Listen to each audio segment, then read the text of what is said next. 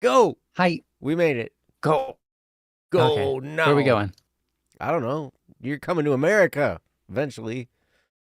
Yeah, hopefully soon. Yeah, I would like to. it'll be good. America would love to have you. And so would I. I'm sure it would. I am not America. Right. I am in America, but I am not United States. You are not the entirety of United States of No, America. I'm not. Yes. Wow. Anyway, This whole time, I thought bigger of you. Much bigger. Oh, well, sorry. Anyway, welcome to Don't Worry Wednesday. It is our Wednesday show, and it's us, and we're here. We made it. Nice. Welcome. Hello, it's you guys. Yeah. Hey, Jeff, Sparrow, Jimmy, Sparrow. Strange Shiro Bunny. Hey, good to see you. Izanagi, Haley, Mianglios, hey, Static P, Kishin Slayer. Oh yeah, Kishin as well. Nice. Yep. Welcome, guys. Well, we've got two people here with urgent topics. Yes, we do. We have two urgent topics, so we will get to them urgently and in order that they came in. So Joe, is every American wrapped into one? When I read that the first time, it was warped into one because I've switched it around. And I was like time warp or like a board that gets warped. So it's like...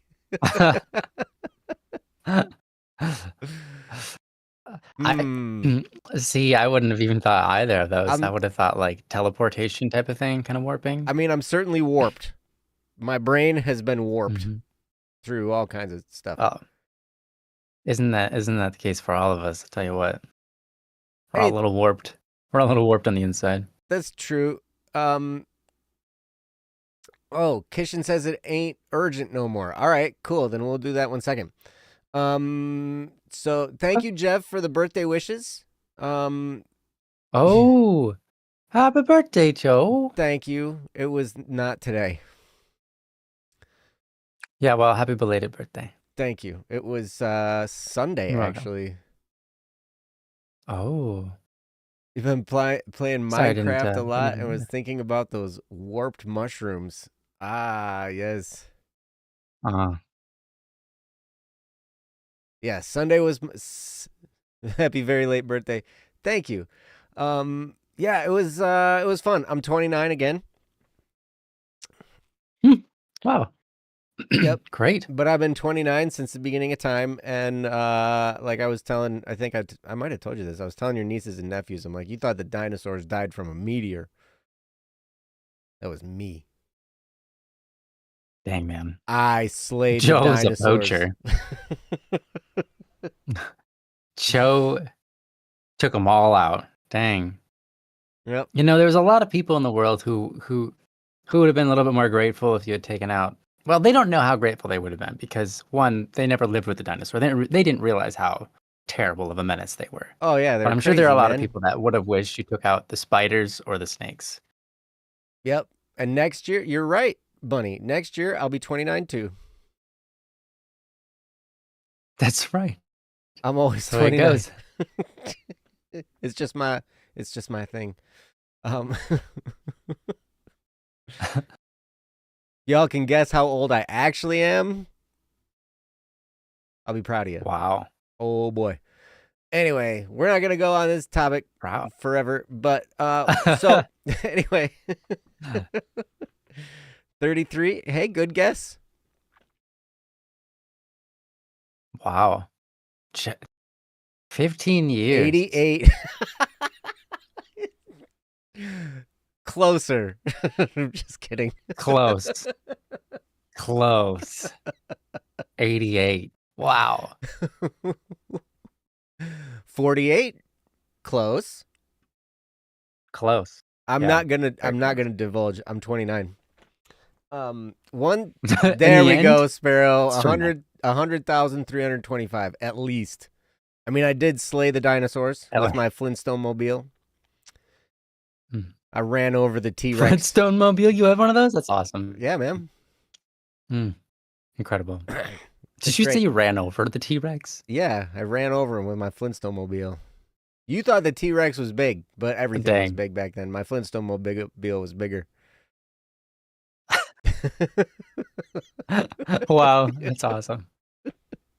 Joe, were you bigger? Were you a giant back then? Have you been shrinking? I would drink shrinking potions or something. Whoa. Science has a lot to learn. That's right. Yeah. That's right. I was 29 when the The dinosaurs medical came. industry is I was way off 29 when I track. made them all extinct. I was 29 when Moses. I remember all that.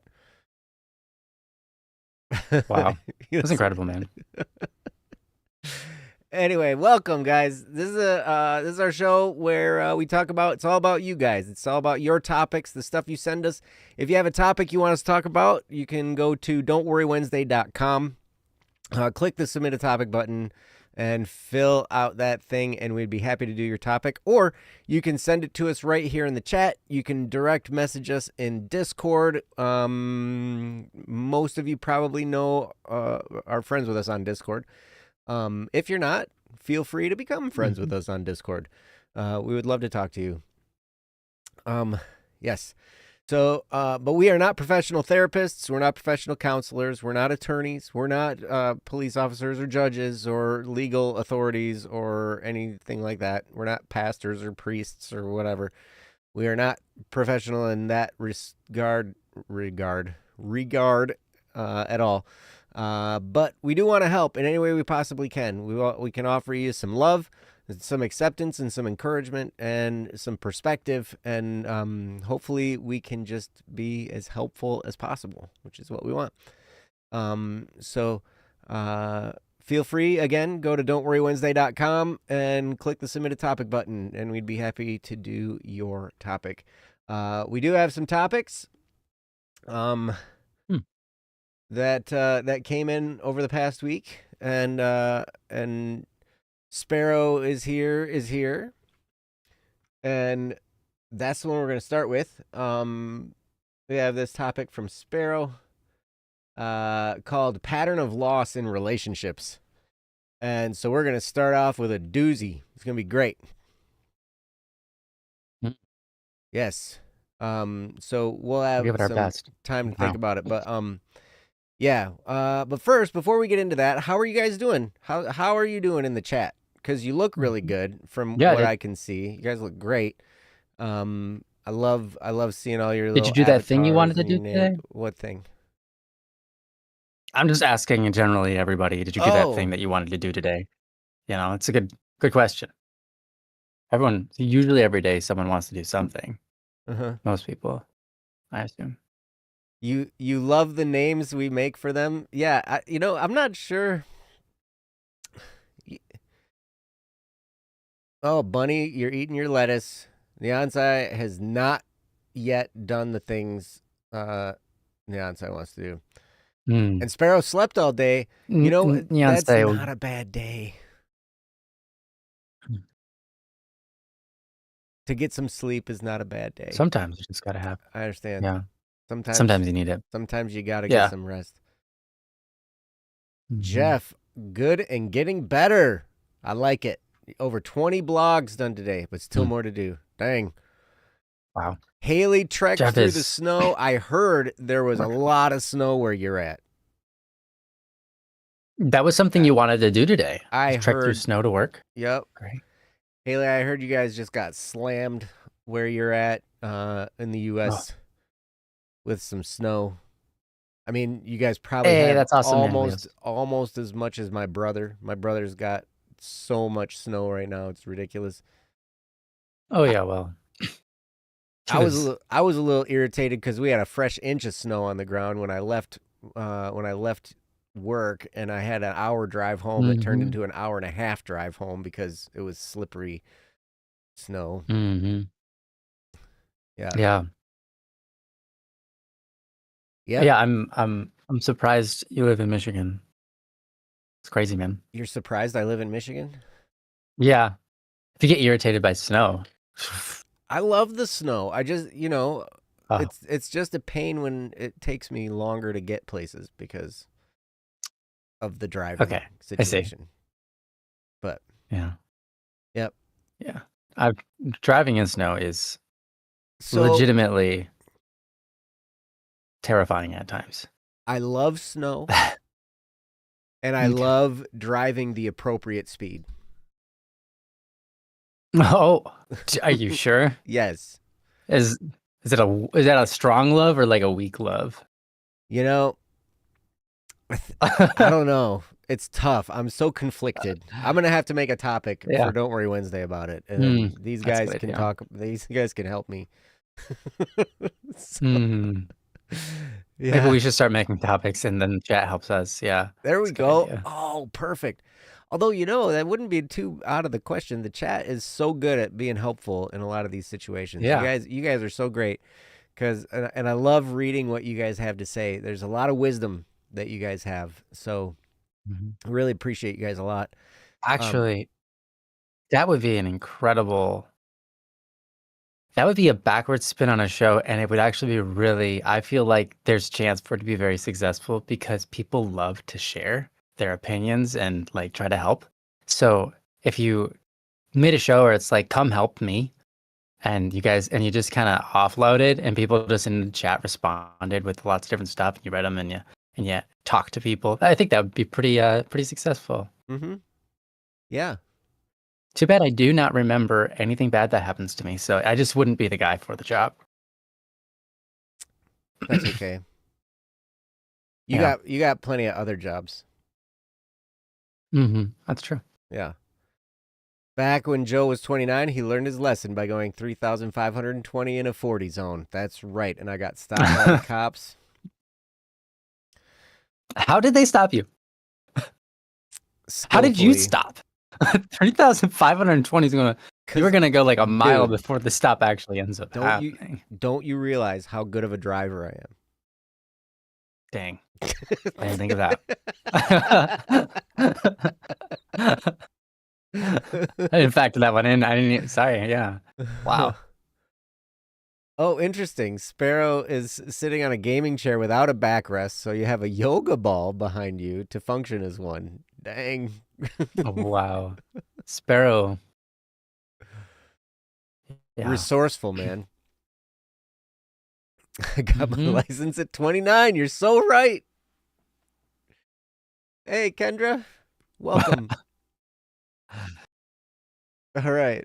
Cool. Well, let's jump into this topic. What do you say? Let's do it. Yeah, let's go.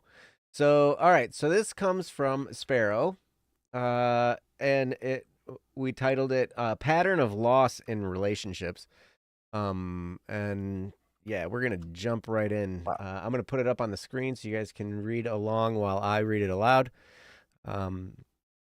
And yeah, that'll be that. So again, this is Pattern of Loss in Relationships from Sparrow, and it reads like this.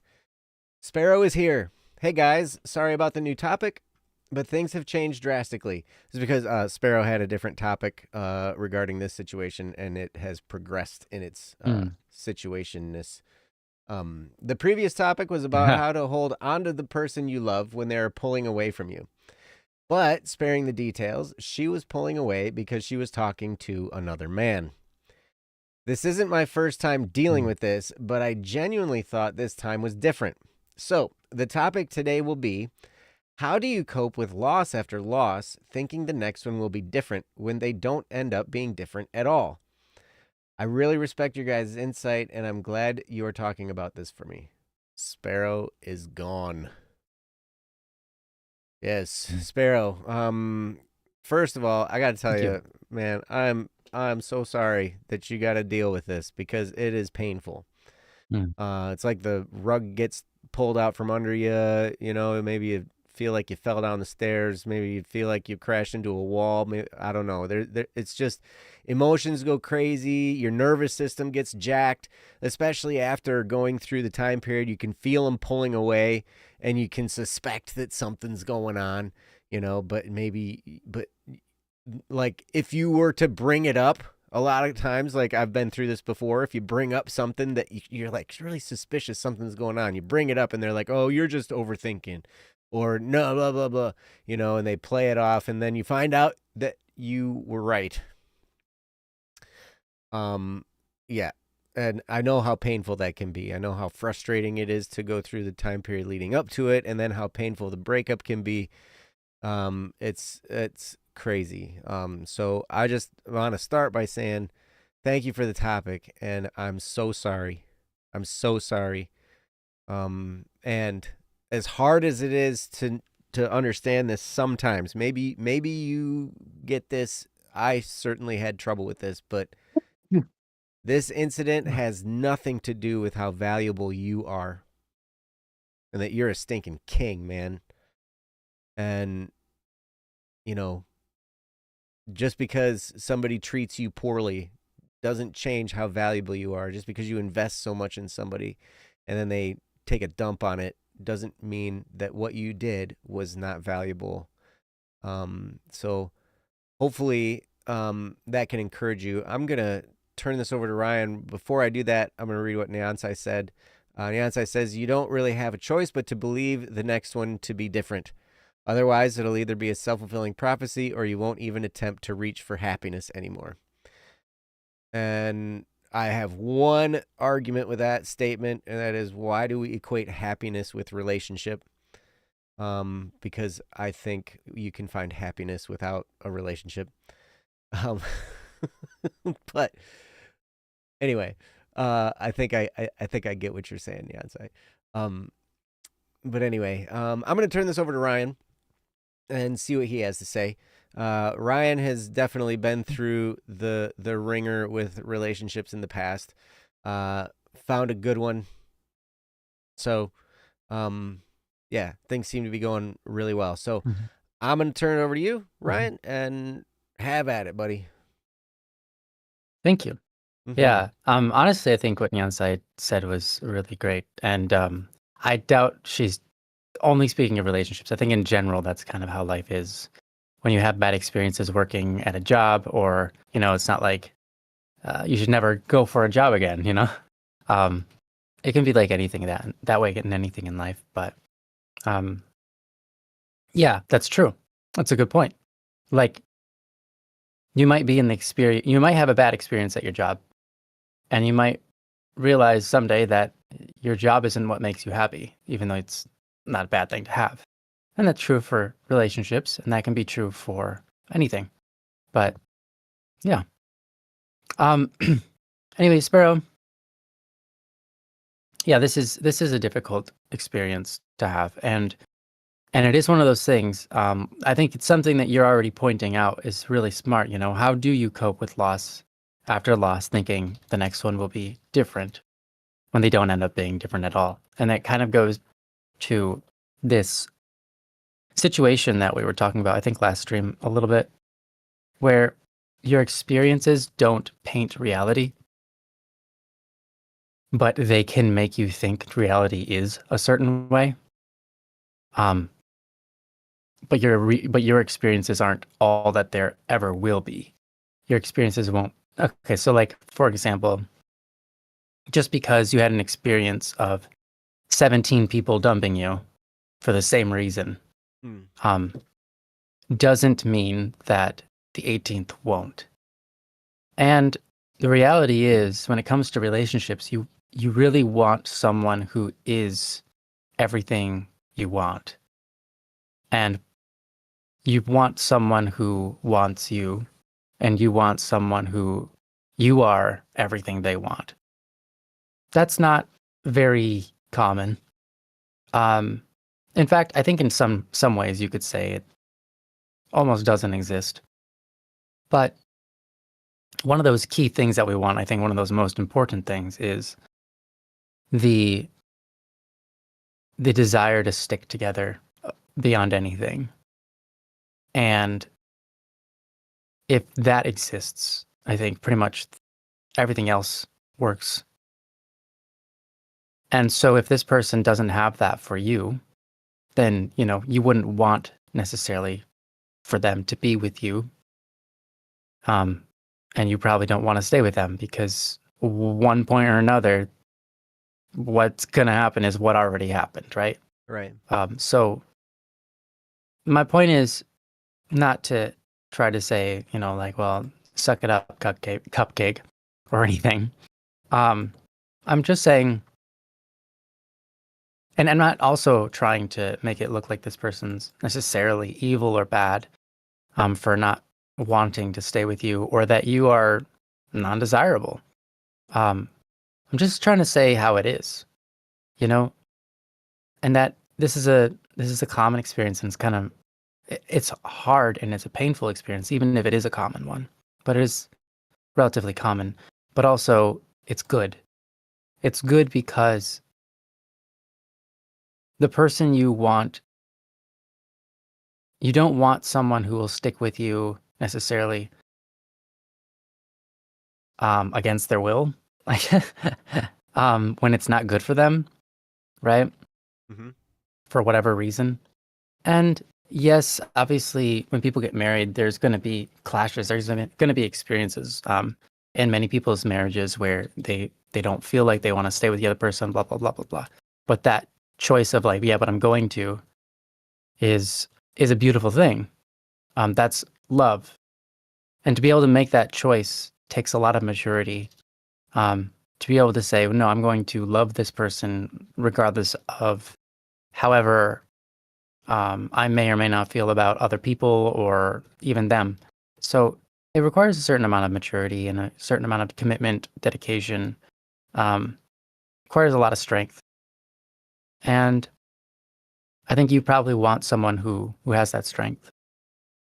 So I would say it's okay. It's okay that it's okay. The position you're in is okay because it's not like you've done anything evil. It's not necessarily like they've done anything evil. Their mind has gone and they just aren't necessarily the one. And so you're kind of like, well, how do I know this isn't just going to happen time and time and time again? It's happened in my experience. If I look back at my experience, it's happened every time. And yeah, that's kind of like, it's where hope comes in, I suppose. Hope creates all things, is the line. Despair creates nothing. Despair is a void. Despair is that which can create nothing. But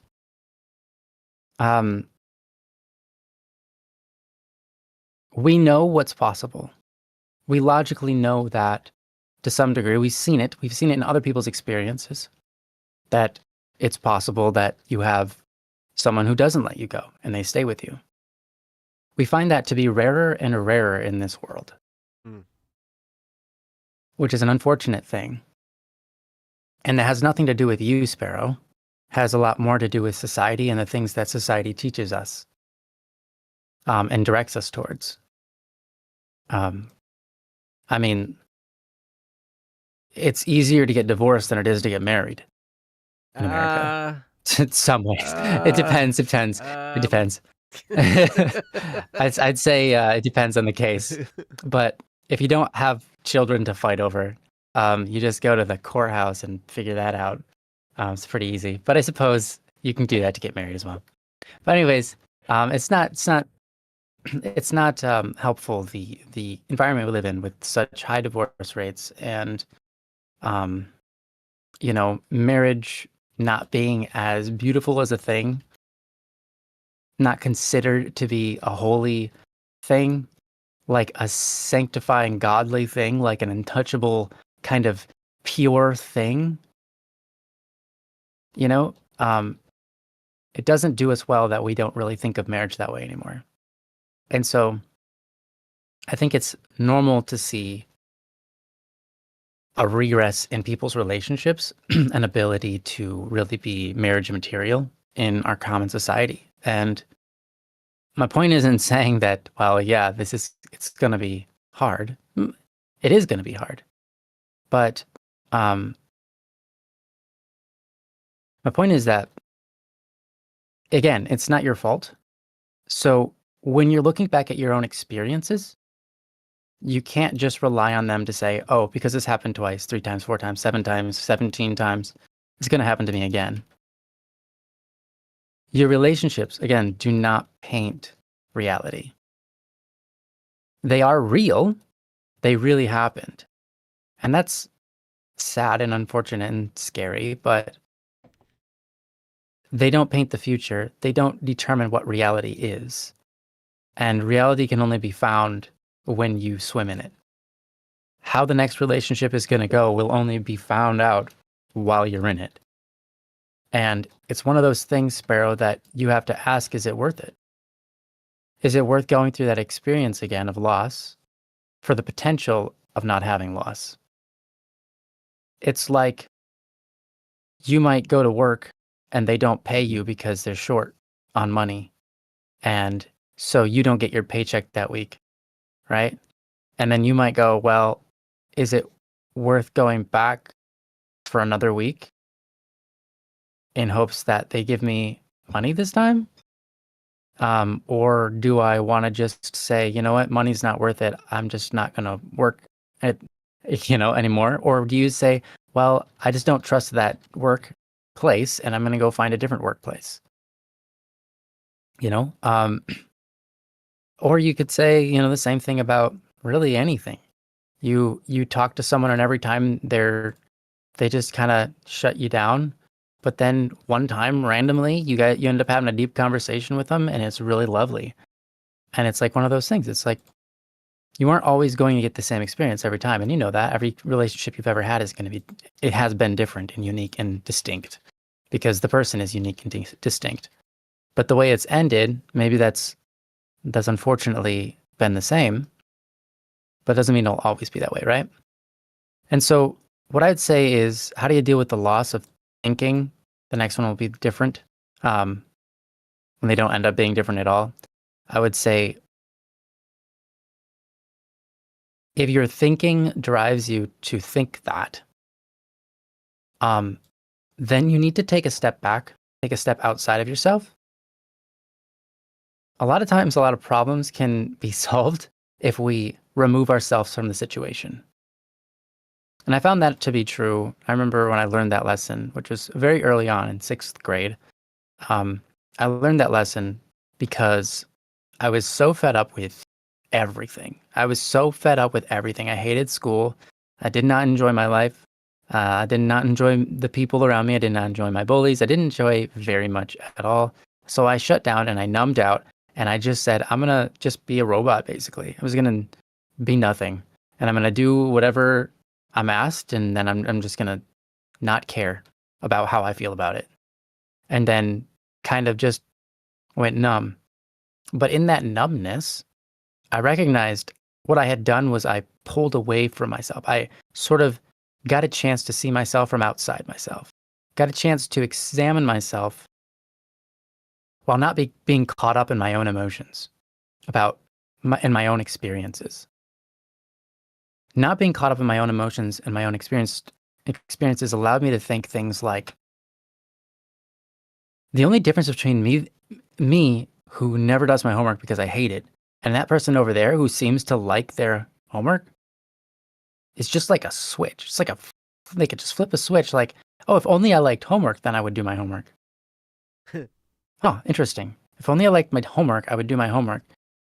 And it's not necessarily that I ever tried to make myself like homework, but I did do that with other things. There were people that I wanted to get to know better, and I learned I can just like some of the things that they like, and it turned out to work. And I got to know them better because we became interested in the same things. I noticed, all sorts of different things. And that my experiences and my tastes and my feelings about things, when I stepped outside of them to examine myself, when I stepped outside of them to examine the situation and everything that happened, I could guide myself better. And I didn't stay in that numb zone for very long. I kind of weaved in and out of it, I suppose, for a time. But I didn't stay there because I think I recognized that you're meant to live in your own shoes, and you're meant to live and be and feel those emotions and so on. And they're a beautiful thing. And like all things, that pain you feel points to a value, points to something incredibly valuable, right? And if you can step outside your experiences and your emotions and your pain and look at it objectively, you can kind of find that the reason you feel pain, the actual reason you feel pain, is because there is something valuable. If it wasn't valuable, you wouldn't feel pain. So if that thing is valuable to you, then, and it's valuable to everybody, but if it's valuable, then it was good, right? It was a good thing. And even if it had its end, it was still good. And it probably tells you that there might be something more in there for you that you have yet to discover and want to experience. And you get to decide whether you want to do that or not. You don't have to have a relationship. In fact, if you're free from the quote need of having a relationship, relationships often go better. They tend to. They really tend to, because you're no longer grasping for yourself. That's true. When you have that experience where you need a relationship, it's generally a grasp for self, something that you want. You're like, I need this. This is mine, And when someone walks away from you, you feel like, well, I lost something because that was mine. And it's like, the reality is, yeah, you did. There was a relationship that you lost. But the person, you never had them, right? You didn't own them. But you had a relationship. And relationships are deep and incredible. They're like a third person, It's one of the interesting things about God in Christian lens is we have the Holy Spirit, which is essentially the Holy Spirit exists as the relationship between the Father and the Son and their love. And so it's kind of like a third person that exists out of the two. And it's kind of how our relations are in light. And it's not even just romantic. I'm talking about like every kind of relationship, we have deep friendships. It's like we have a really, really interesting third dynamic. We have the person, and then we have the relationship, and they're all dependent on each other, but they're all also in a way individual. So it's like when this person walks away, yeah, you do lose something, and that thing is incredibly valuable. It's the third person. It's that beautiful connection. And so it's not that you didn't lose anything. Obviously you did. But of course you don't own the other person. So they weren't yours to lose. They make their own choices. They make their own decisions in life, whether they want to be with you or not. And all you can do is, honestly, the best thing you can do is be thankful for the time that they gave you. Yeah,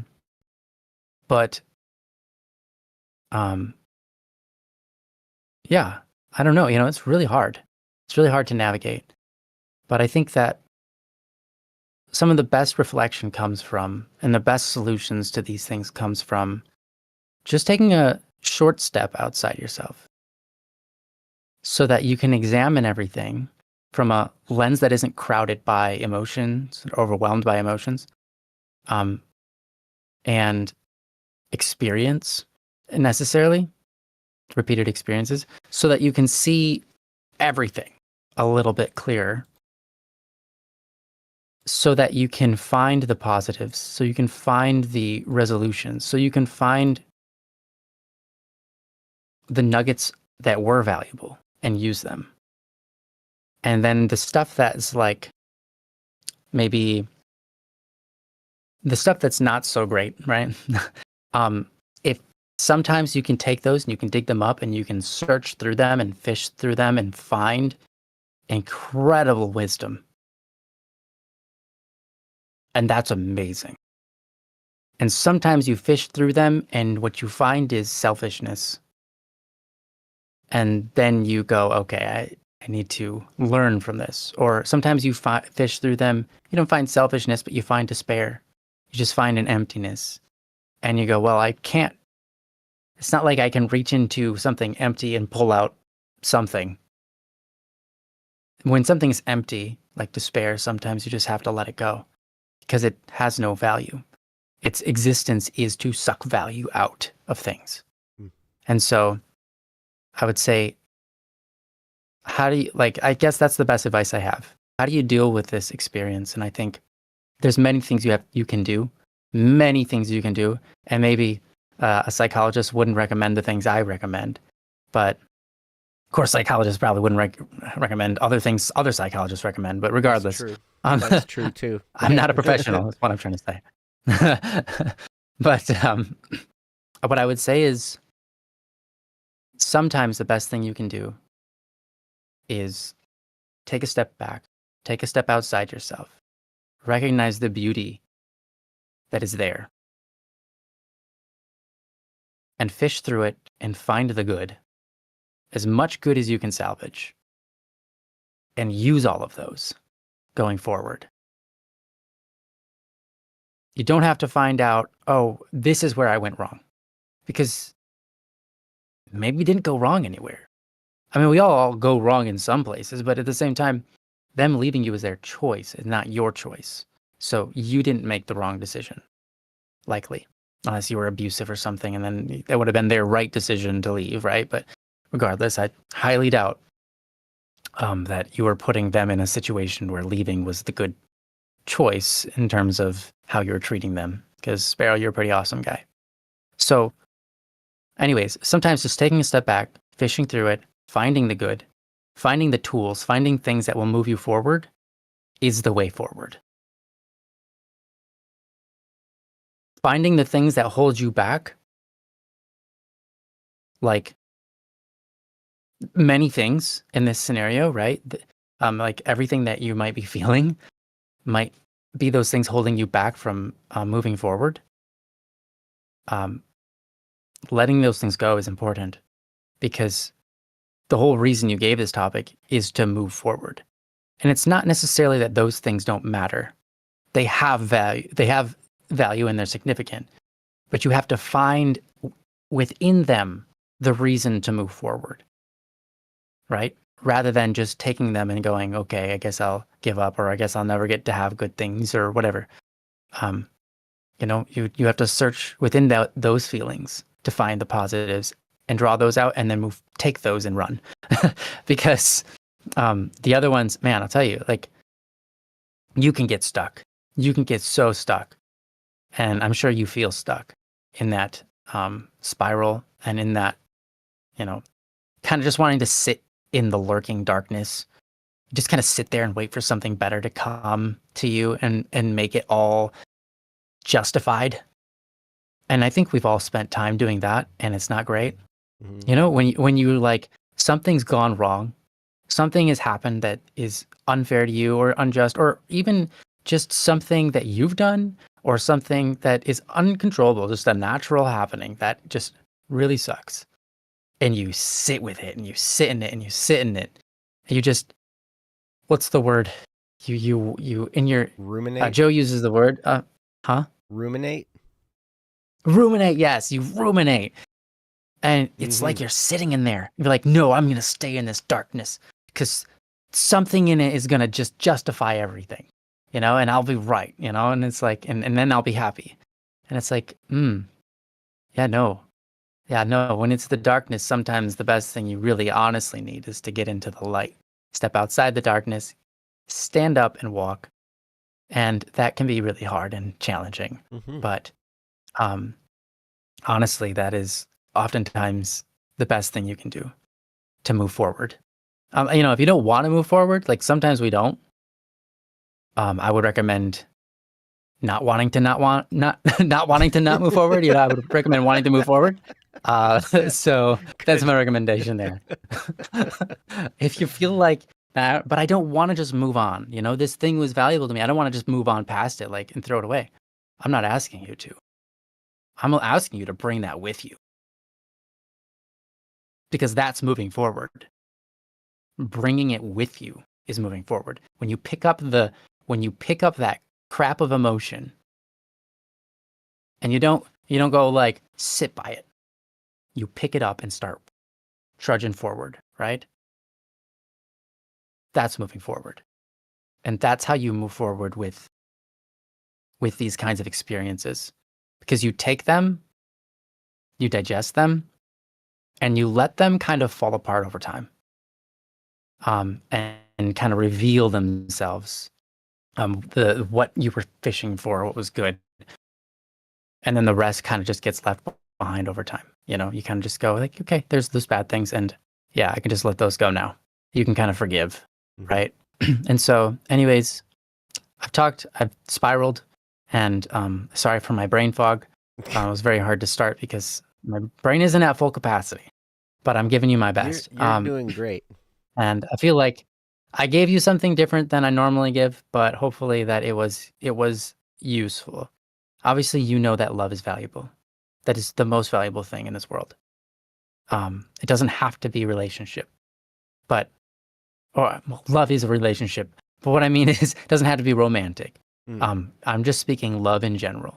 Probably it is the most valuable thing in this world, and that's why it hurts so much. And that's a good thing that it hurts, because it's revealing of the heart inside of you, and that your heart is huge, and it desires and it wants to give love. And that's a beautiful thing. So don't ever let that go. It's going to be painful. Sacrifices happen, and they're good.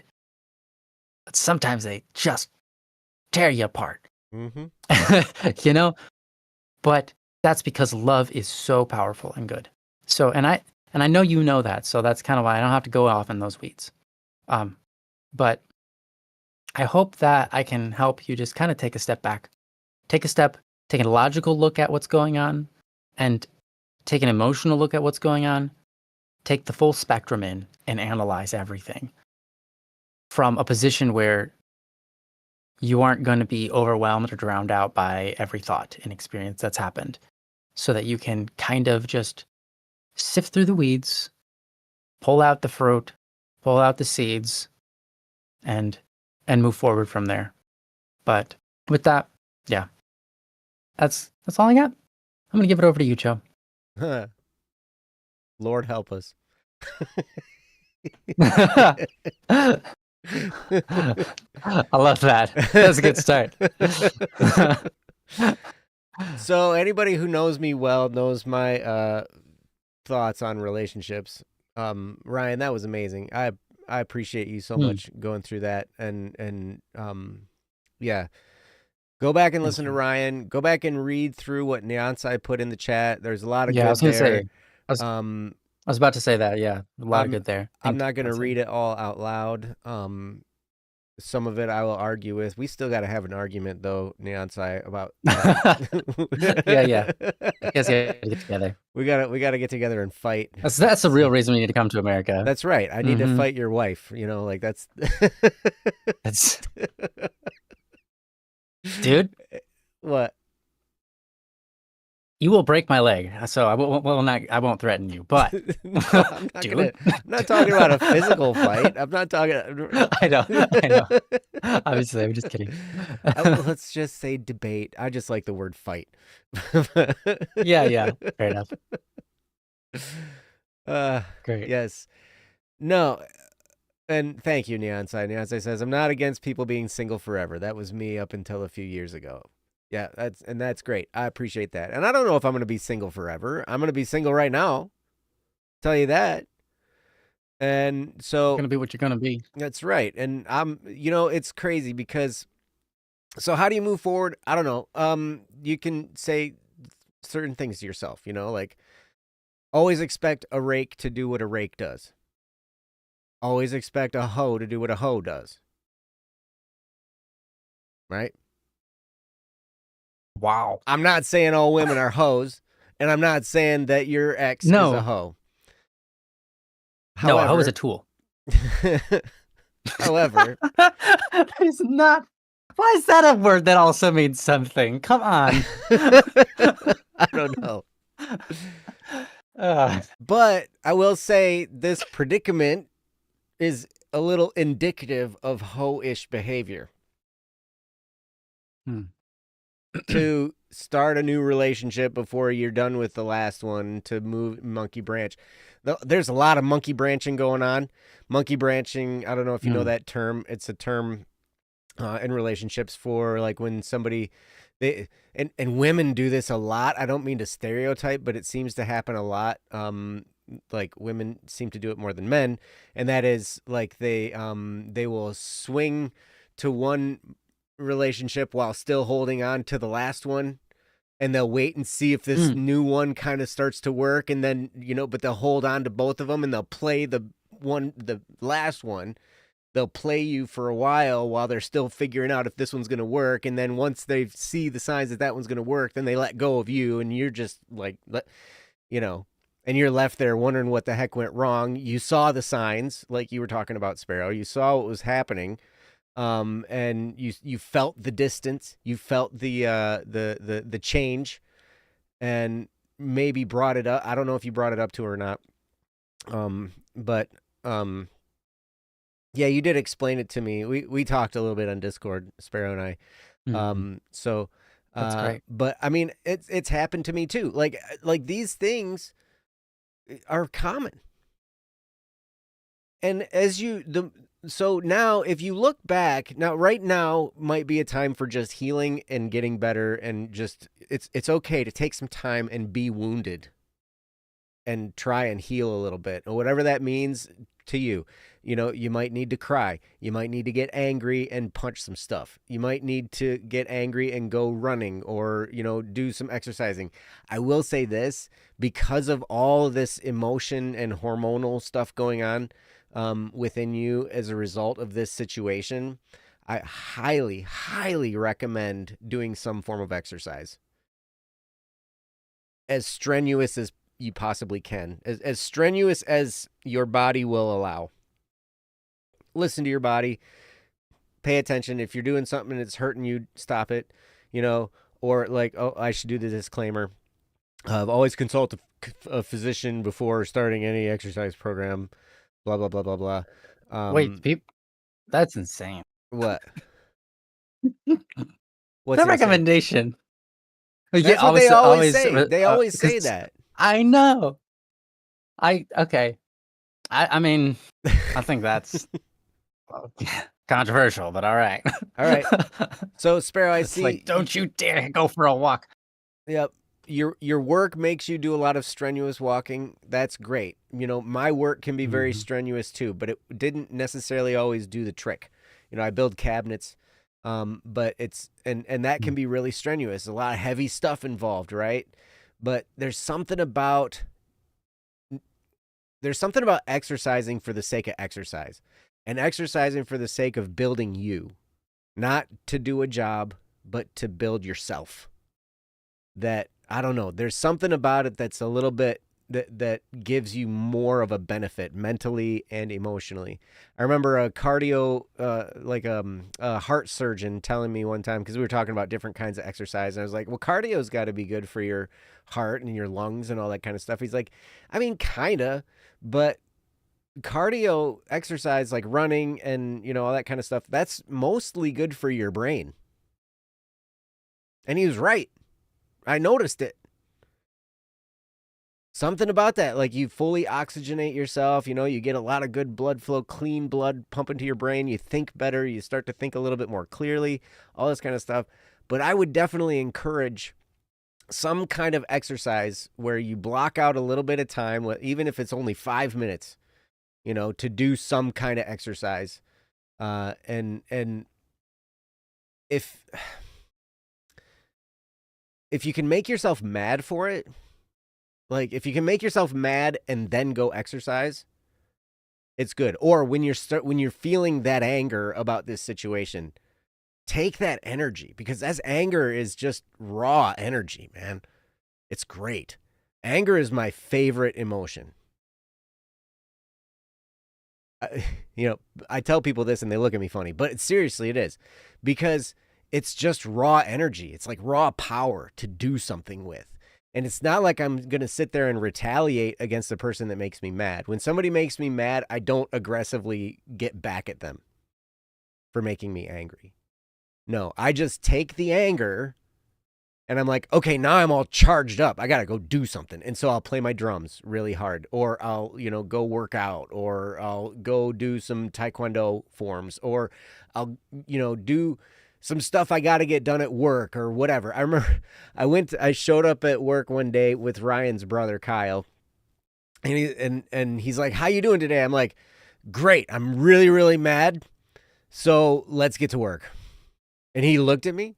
He kind of looked at me a little bit scared. Like, he's like, oh, uh-oh. Like, I didn't know if he was thinking he was going to get an earful of my problems or whatnot. But I was like, no, let's just get down to it. Let's just get going because I have this energy. I'm mad. I like it. Let's go get some stuff done. I like it. And so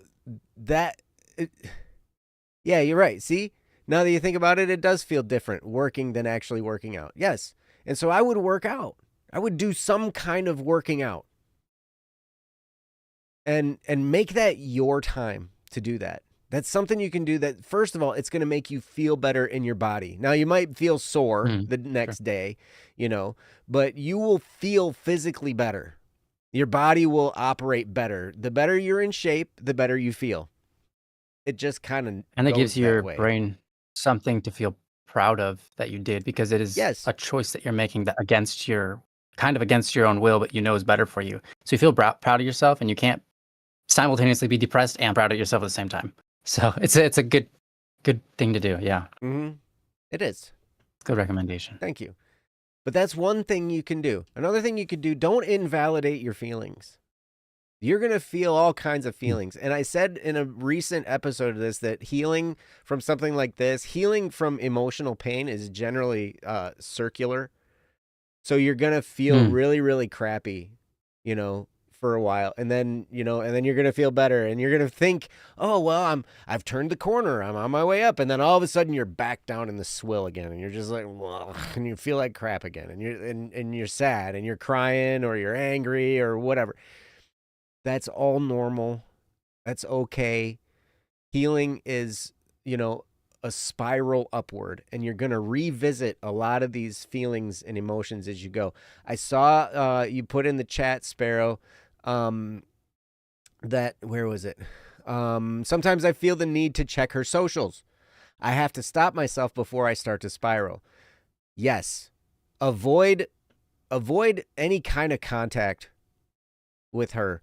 And what I mean is not just the contact of like reaching out, texting, calling, messaging, whatever. Not that kind of contact. I mean contact like checking on the socials, stalking a page that she's on, or, trying to figure out a way that you can kind of be there at the same time as her or whatever, like just don't make contact with her world. Does that make sense? And it's going to be hard. And it'll get easier as time goes by. Each day it gets a little bit easier and a little bit easier and a little bit easier. But that's something, I mean, I don't know what what you might need to say to yourself. Like this person, maybe you need to say the rake and the hoe analogy, like that I gave. I don't know. But something to stop you. Right?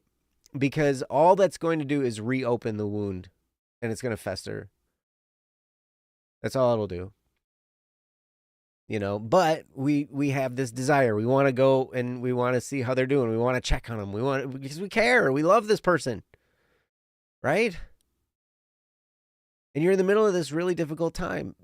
But the best thing you can do, and here's the other thing. When you fail at that, because yes, don't make contact with her socials. Don't, just stay away as much as you possibly can. When you mess up and do check on her socials or whatever, because it'll probably happen. I know that this happened for me, where it's like, okay, I'm done.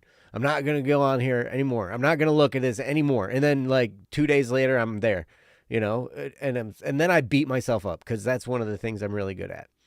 What I learned is that beating yourself up doesn't do you any good either. At some point, you have to learn to forgive yourself and say, okay, this is normal and natural behavior. So I screwed up. Okay, fine. I'm going to do better next time. I'm going to try and do better next time, you know? But be patient with yourself, because this is tough stuff. It's heart-wrenching, man. So practically, yes, exercise. Practically, no, like, stay away from her as much as possible. Try and not think about her. If you do find yourself thinking about her, which you probably will a lot for a while, one of the things that I've learned how to do, I learned from doing meditation. And when I was doing meditation, and I was, you sit there and you think, you try and empty your mind, right? And just exist without thinking. And so you focus on breathing, or you focus on nothing, and thoughts come into your head. And what I learned is that the best thing you can do is not fight those thoughts, but just peacefully dismiss them. And there's this phrase burnt into my brain. Thank you, you're dismissed. Thank you, you're dismissed. And anytime a thought about her comes into your mind and it starts to grab a hold and everything, you can just, when you finally catch yourself, because sometimes we can go down that path for a while before we even notice it, because it's just a way of existing. And so you can say, thank you, you're dismissed. And say it with as much calm and peace as possible. Don't say to yourself, oh man, I can't believe I'm thinking about her. I'm thinking about her again. Oh my gosh. And then, oh, I'm so stupid. Why am I doing this? They told me don't do this. And here I am doing it. And I know that struggle, man. I've been there. But so if you can just thank you, you're dismissed. And then get back to doing something else. Focus on you. Focus on your purpose, which is the next thing. So I said exercise, stay away. Thing number 3, find and develop your purpose. Your purpose is not her. Your purpose is not any woman. Your purpose is not a marriage or a relationship. Your purpose is something that's unique to you. And a marriage or a relationship can come in and be along with that purpose. But the minute that another person starts to become your purpose, you're getting yourself off track.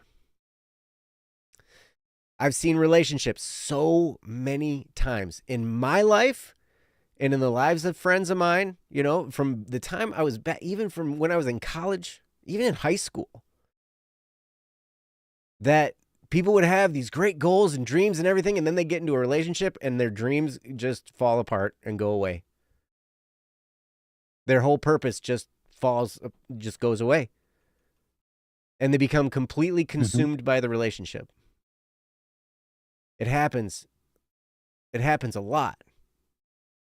And it seems to happen more with men than women, that men will give up, and because we want to be protector, provider, that's kind of hardwired into our psyche a little bit, and so it's easy for us to make a woman our prize, right?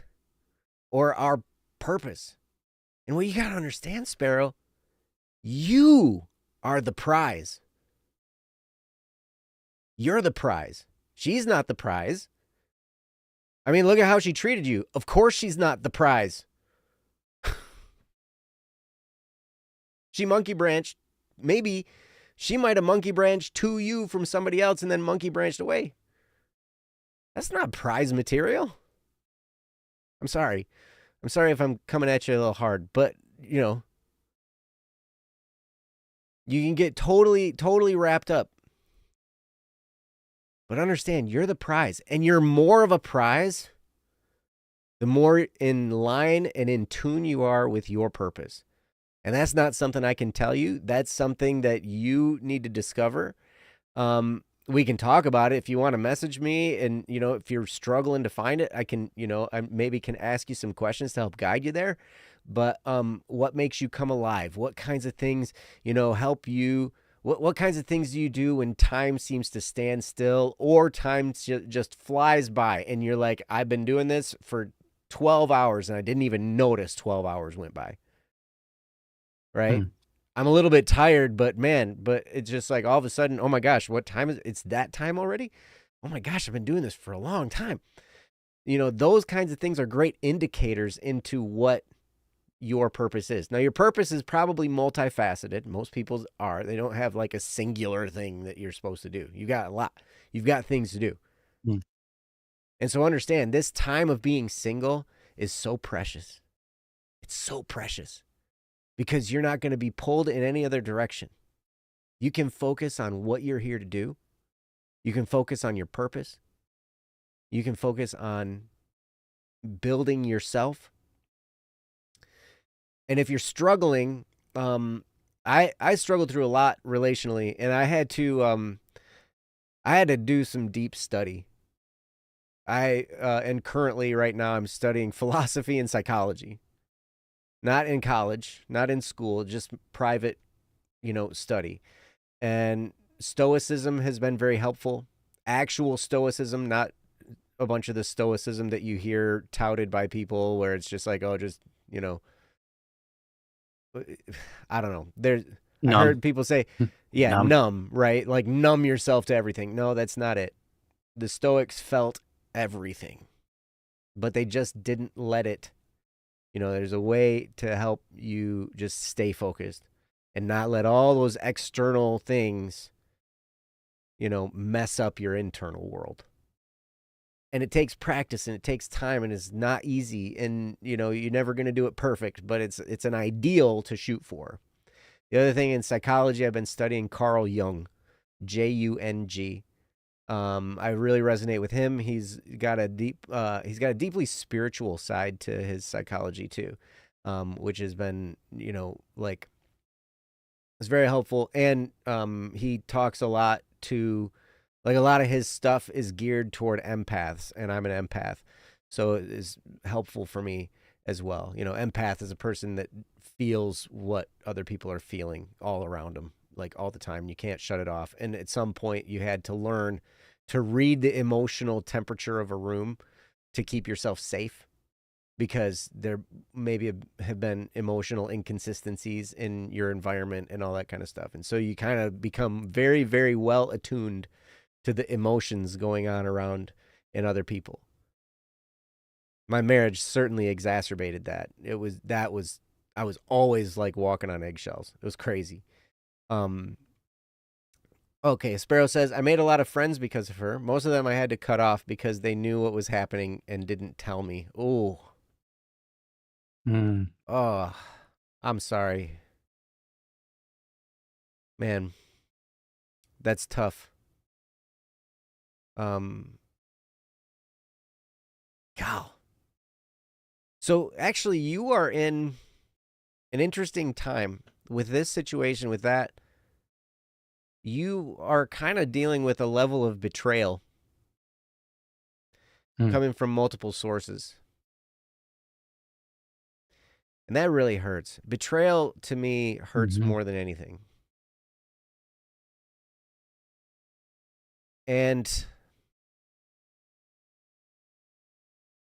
But what I learned about betrayal is that it can be a really good catalyst for something called individuation. That's a psychological term and it basically means becoming your whole self, encompassing your whole self, like being a whole person. Because a lot of times when we fall in love, what we're doing is we're projecting the traits that we have dismissed in ourselves. We have what's called our shadow. And that is all the traits that we grew up and we were taught were bad or inconvenient or not helpful for society or whatever. And these are the traits that are like, okay, that's not like, and so we bury them. And that becomes what's called our shadow. And a lot of times when we fall in love, we see pieces of our shadow in that other person. And so we project onto them that this person is somehow going to complete us. And so really what we're doing is we're falling in love with ourselves. Or we're falling in love with the parts of ourselves that we've dismissed or buried. And when we're betrayed, it can be a really good time for what's called individuation, which is incorporating your shadow and becoming a whole person. And you can do that by so you can analyze yourself, you can analyze, the situation, you can take a look and see what kinds of things attracted you to this person. You can see, okay, maybe I was, I was attracted to this person because of this, whatever. And you can find some answers in there, and then you can start to kind of incorporate those and be like, oh, that's a part of me. And you can learn to accept those parts of you. And understand that it's a part of what makes you a whole person. A lot of people label anger as bad. And I said at the beginning, anger is my favorite emotion. And it is. And a lot of people label it as bad because they think that anger equals aggression, which it doesn't. Anger is not the same thing. Aggression is like taking out your anger on somebody else, right? Mm-hmm. And there's outward aggression and there's also passive aggression, and neither of those are good outlets for your anger. So then you learn that anger is a bad thing, and so my anger is bad, and I shouldn't express it. But when you learn that all it is a form of energy and you can take it and use it productively, that's a big wake up. And it can be used for good. And it's awesome. But I don't know. I mean, I could talk for days about this stuff because I have studied this stuff now I've been in this particular level of study for probably about the last 6 months, but beforehand I had to learn a lot of different stuff. I was in therapy, looking at when I was leading up to my divorce and doing all, and so I've had to go through this crazy journey of figuring out who I am again. I had to come to terms with who I am. I had to figure that out again because I'd been with this person for 20 years and I lost myself in there because I focused on her and I focused on making her happy and I focused on doing the things that I thought were right, that were going to help her be happy and stay and keep our marriage together and all that kind of stuff. And 20 years of that. And I let go of who I was. And so I had to go through serious rediscovery of who I am. And it's the perfect time to do it. I would encourage a book. There's a book by Mel Robbins called The Let Them Theory. Such a great book. A lot of good stuff in your situation right now about how to go through this and how to handle when you're dealing with something like this. So I will plug that book and get it if you're a reader, get it on Audible if you're a listener or whatever. A lot of good information in that book. And yeah.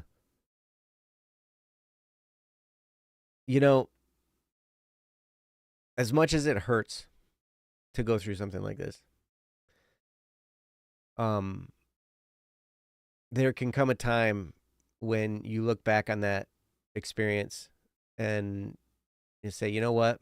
I'm so thankful that experience happened because it shaped who I am. It helped me rediscover parts of myself that I had forgotten about. It helped me rediscover my purpose. It helped me to, there's all kinds of benefits that can come from this. It just doesn't feel like it right now. It doesn't feel like it for a while because you're dealing with all the emotional aftermath. And it's painful. The problem with pain is it hurts. Oh, yeah, that's right. But through painful experiences like this, we grow immensely. Or we can grow immensely. We can also end up like what Neonsai was talking about and think that all relationships are bad and that all women are bad and that everything, whatever. And that's simply not true. I still struggle when I see romance. I still struggle with it. I don't like seeing people kissing. I don't like seeing people hugging. I don't like seeing all that schmoopsy poopsy stuff. My son has a girlfriend now, and like I had to listen to him in a voice chat, when he was at my house Oh last no. time, and Oh no. there's all this schmoopsy stuff going on, and I'm just like I'm like, you know what? I'm putting on my headphones, I'm playing Grand Theft Auto and going on rampages and killing people like this. Wow. Because I struggle with that, because it's a trigger because of what I went through and what to me, like what, no. Sorry, Neonsci. But it's a real struggle because like and I resonate so much with your topic when you're like, this happens again and again and again, and I think it's going to change, and I think it's going to be different this time, and it happens again and it ends the same way. And that's been the case in my relationships too.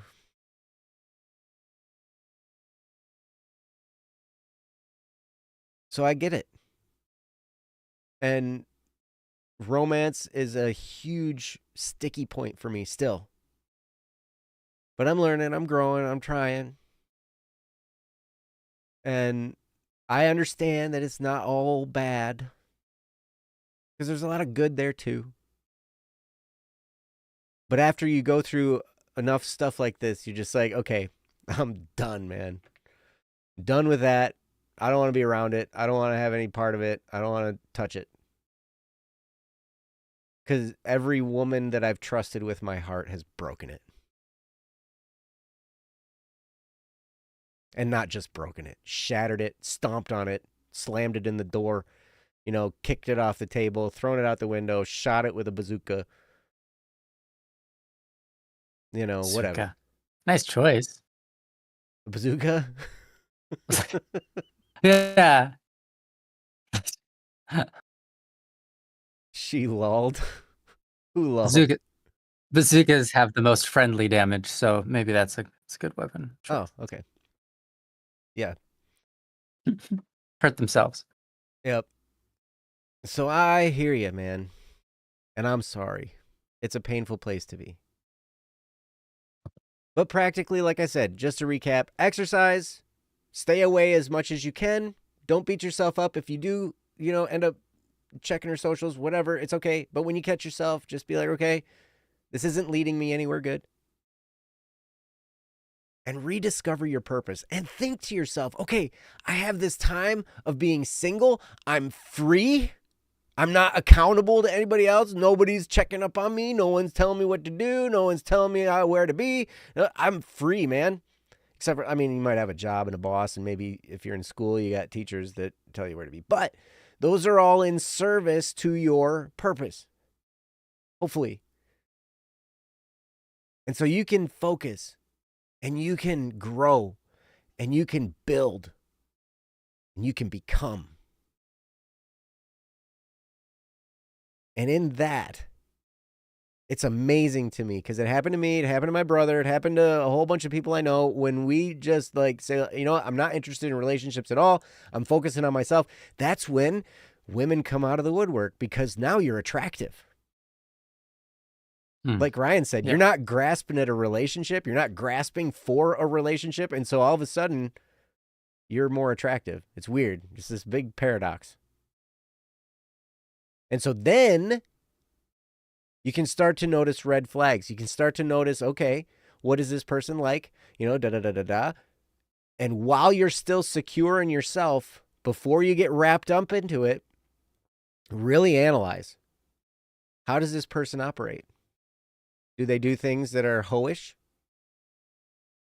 Do they treat me a certain way? Am I just drawn? Why am I drawn to this person? And you can logically think through it. Now, we don't always do that, because especially once we fall in love. Once we fall in love, man, now your hormones took over and your brain is mush and whatever, right? It is what it is. Anyway, I'm gonna shut up before I get myself more in trouble. I'm gonna turn this back over to Ryan because You're I'm fine, about to Joe. say something Great. offensive. I don't think you're in trouble with anyone. I'm sure. I'm gonna be I want to move offensive. on to kitchens, but I do want to say like just a couple of really one topic. Just touch on one thing. Mm-hmm.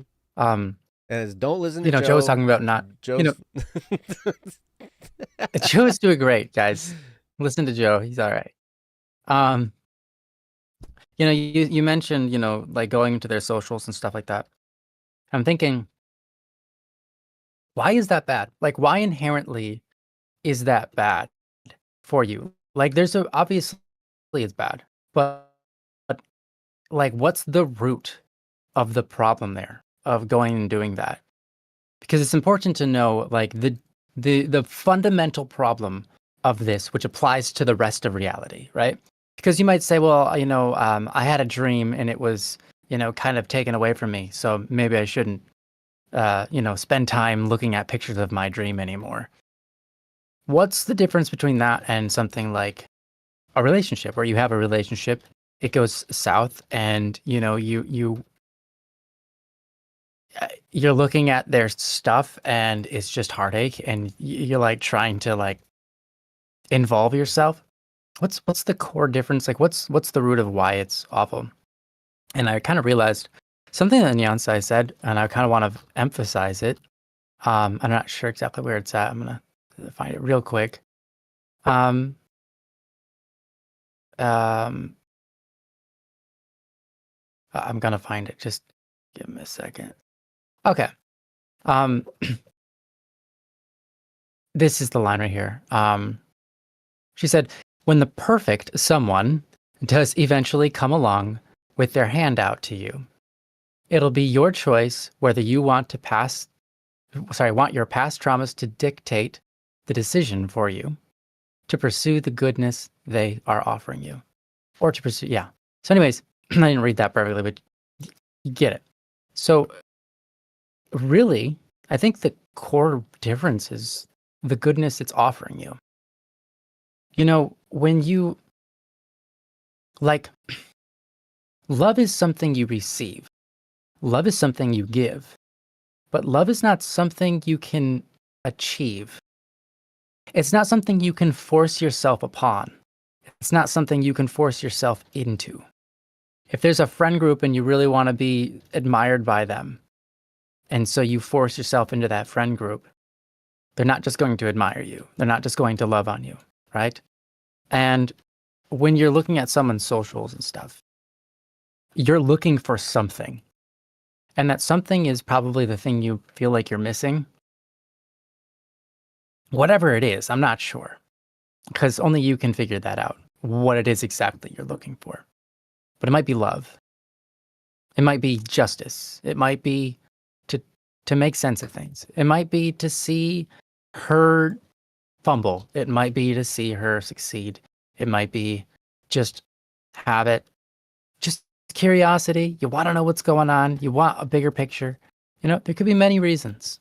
But in the end, love is something that someone offers you and you choose to receive.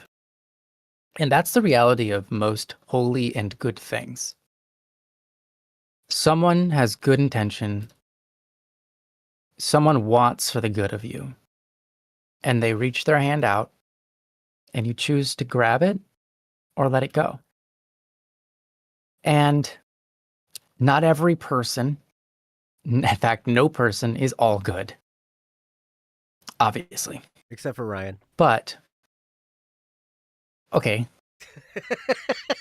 Fine. No, I'm kidding. Not even I am all good. All right. Not even I. Okay. No one including myself is perfect. But no one including myself only offers goodness, But I think there's something beautiful to when someone who's going to, like, there's this thing that's like you want to be in a relationship because relationships are valuable. You want that experience. You want that joy. You want that relations, those relations, that back and forth, that experience, that goodness. but it's jumping the gun. Because just saying you want the goodness kind of throws the rest of the important stuff under the rug. And I know that's kind of hard to maybe understand what I'm trying to say here is, but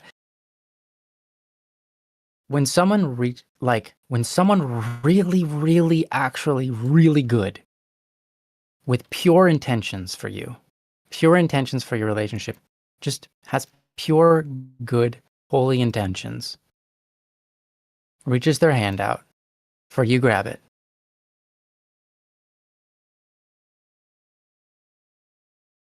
That's a beautiful and good thing.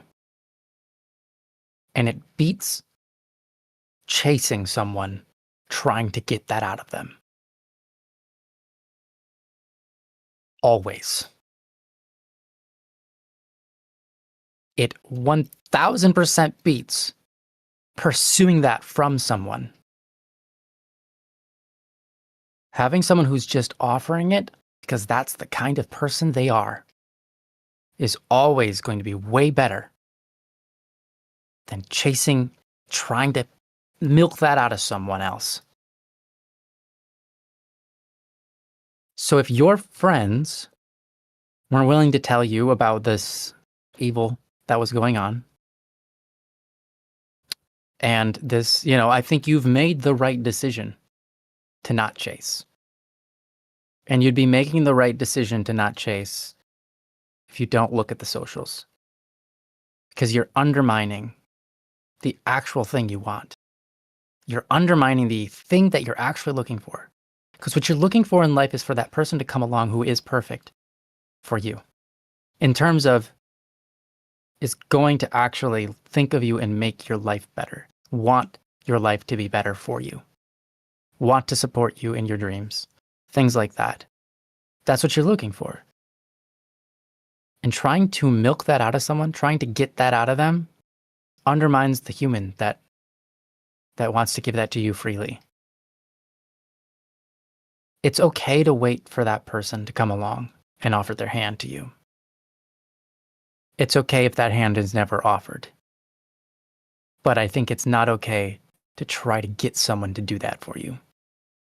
Right? It's also it's okay. not necessarily. Sorry. Finish your thought, and I'll say Go what on. I was going to say. Okay, yeah. I'm not necessarily pointing a finger at you and saying this is what you're doing, or what you're trying to do even, especially. But I'm just saying, think about that, because the goodness out there is what you want. You want the goodness. You want that person who is really loving of you and wants the good and is the kind of person to bring it out of you. And you could say, well, that other person, all these other relationships had that. That's fair. And that was good. That was the good part. Right? But keep your eye out for those who are actually, that person, as opposed to being in a position where you're trying to get it out of someone. Because I think a lot of times we pursue, especially in our childhood, in our youth, I should say, we pursue these relationships because we want that. But we can't just expect that or get that when we try, because we're undermining the value of what it is to be self-sacrificing and loving of another person for no cost, and just saying, hey, I'm offering goodness to you, and that's what I've got, and you can take it or leave it. And that's a beautiful thing. But if you just chase, you can't have that. Love is freely given, not earned. It's not achieved. It's not forced out of someone. It's their choice. And that's the beauty of it. And so, if it helps, remember that when you're thinking of their socials, thinking of chasing them. It's not that it's wrong to chase your dreams, it's not wrong to chase things you desire. But it's wrong to undermine the reason and the beauty and the value and the goodness. It'd be like undercutting yourself when you're chasing your dream. It's like selling out. I wanted to be this, but I kind of notice there was a shortcut and I took it. I don't feel good about it, you know? And when you're trying to find that in a relationship, you don't want to shortcut the relationship. You don't want to undermine the relationship. You want to pull the good out because that's the whole point. And so, yeah, if you can keep that sort of sentiment in mind when you're thinking about looking at, pictures or old pictures you had, or just even your mind wanders and you're thinking about it, and you're looking for something, you're looking to fill that empty space. Just remember that. Yeah, that's what I've got. Awesome. Thanks, Ryan. I was just going to say that it's also okay when someone comes and freely offers their hand, freely offers their love, freely. It's okay to shut that down too. Sure. Yeah, it's your choice, right? Mm-hmm. Just because someone is... But if you genuinely think someone will make your life better, it's good. Because anytime I've gotten into a relationship, I was not pursuing it. I was not looking for it at all. Mm-hmm. And they ended the same. Yeah. Sure. So it's okay to be vigilant and protect your heart. Yeah. Yeah, see? Exactly, Sparrow. Sparrow says she liked me first. That's the messed up part. Yeah, you weren't pursuing. She liked you first. She came on to you.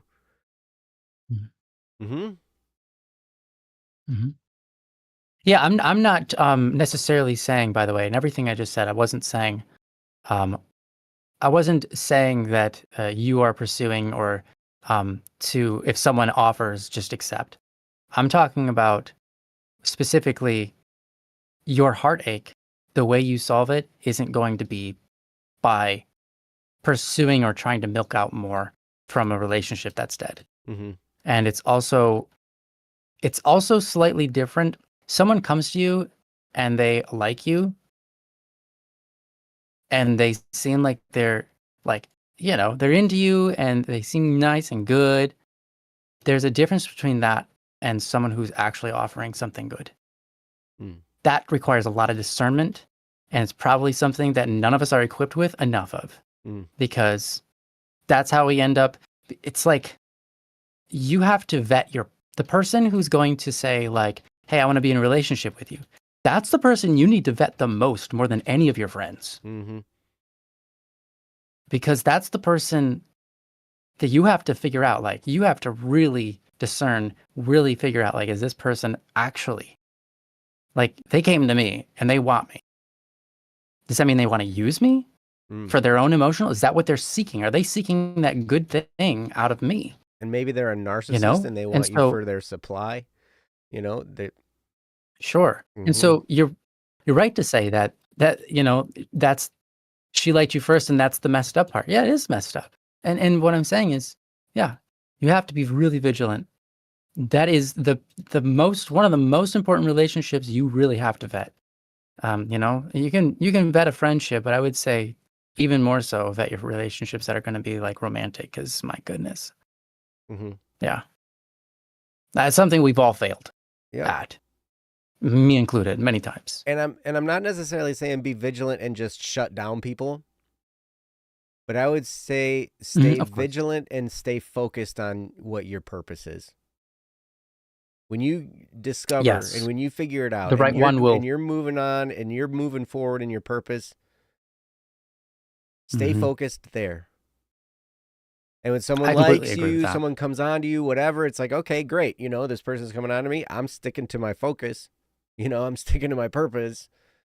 And, like, they can like me. And if they continue to come along and they, and like Ryan was saying, it's going to take some time of discernment to figure out if this person actually is aligned with your purpose and actually is going to be okay with your purpose and actually is not going to say, well, you need to give that stuff up, in order to be with me, and blah, blah, blah, blah, blah. They won't ever say that out loud. They'll just make your life hell while you try and pursue your purpose. Yeah, they'll hint at it plenty. So.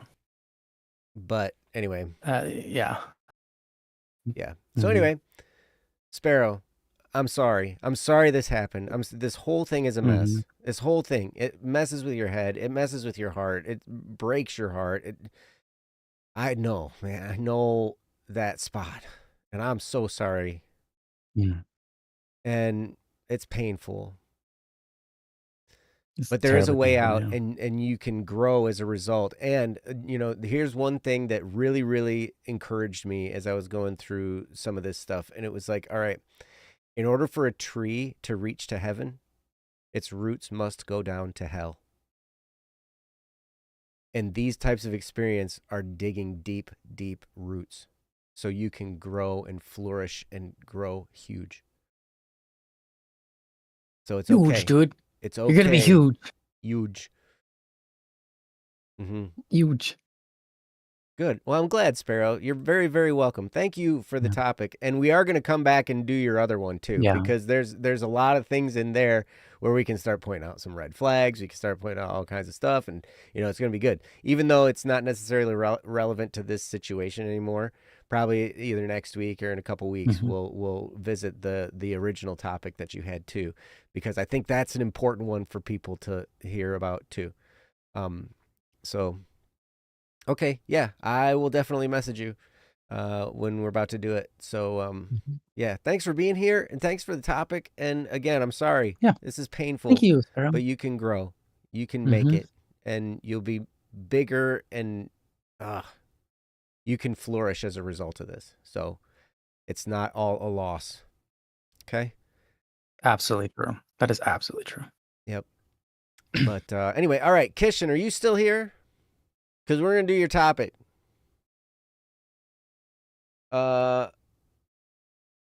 Unless you're not here.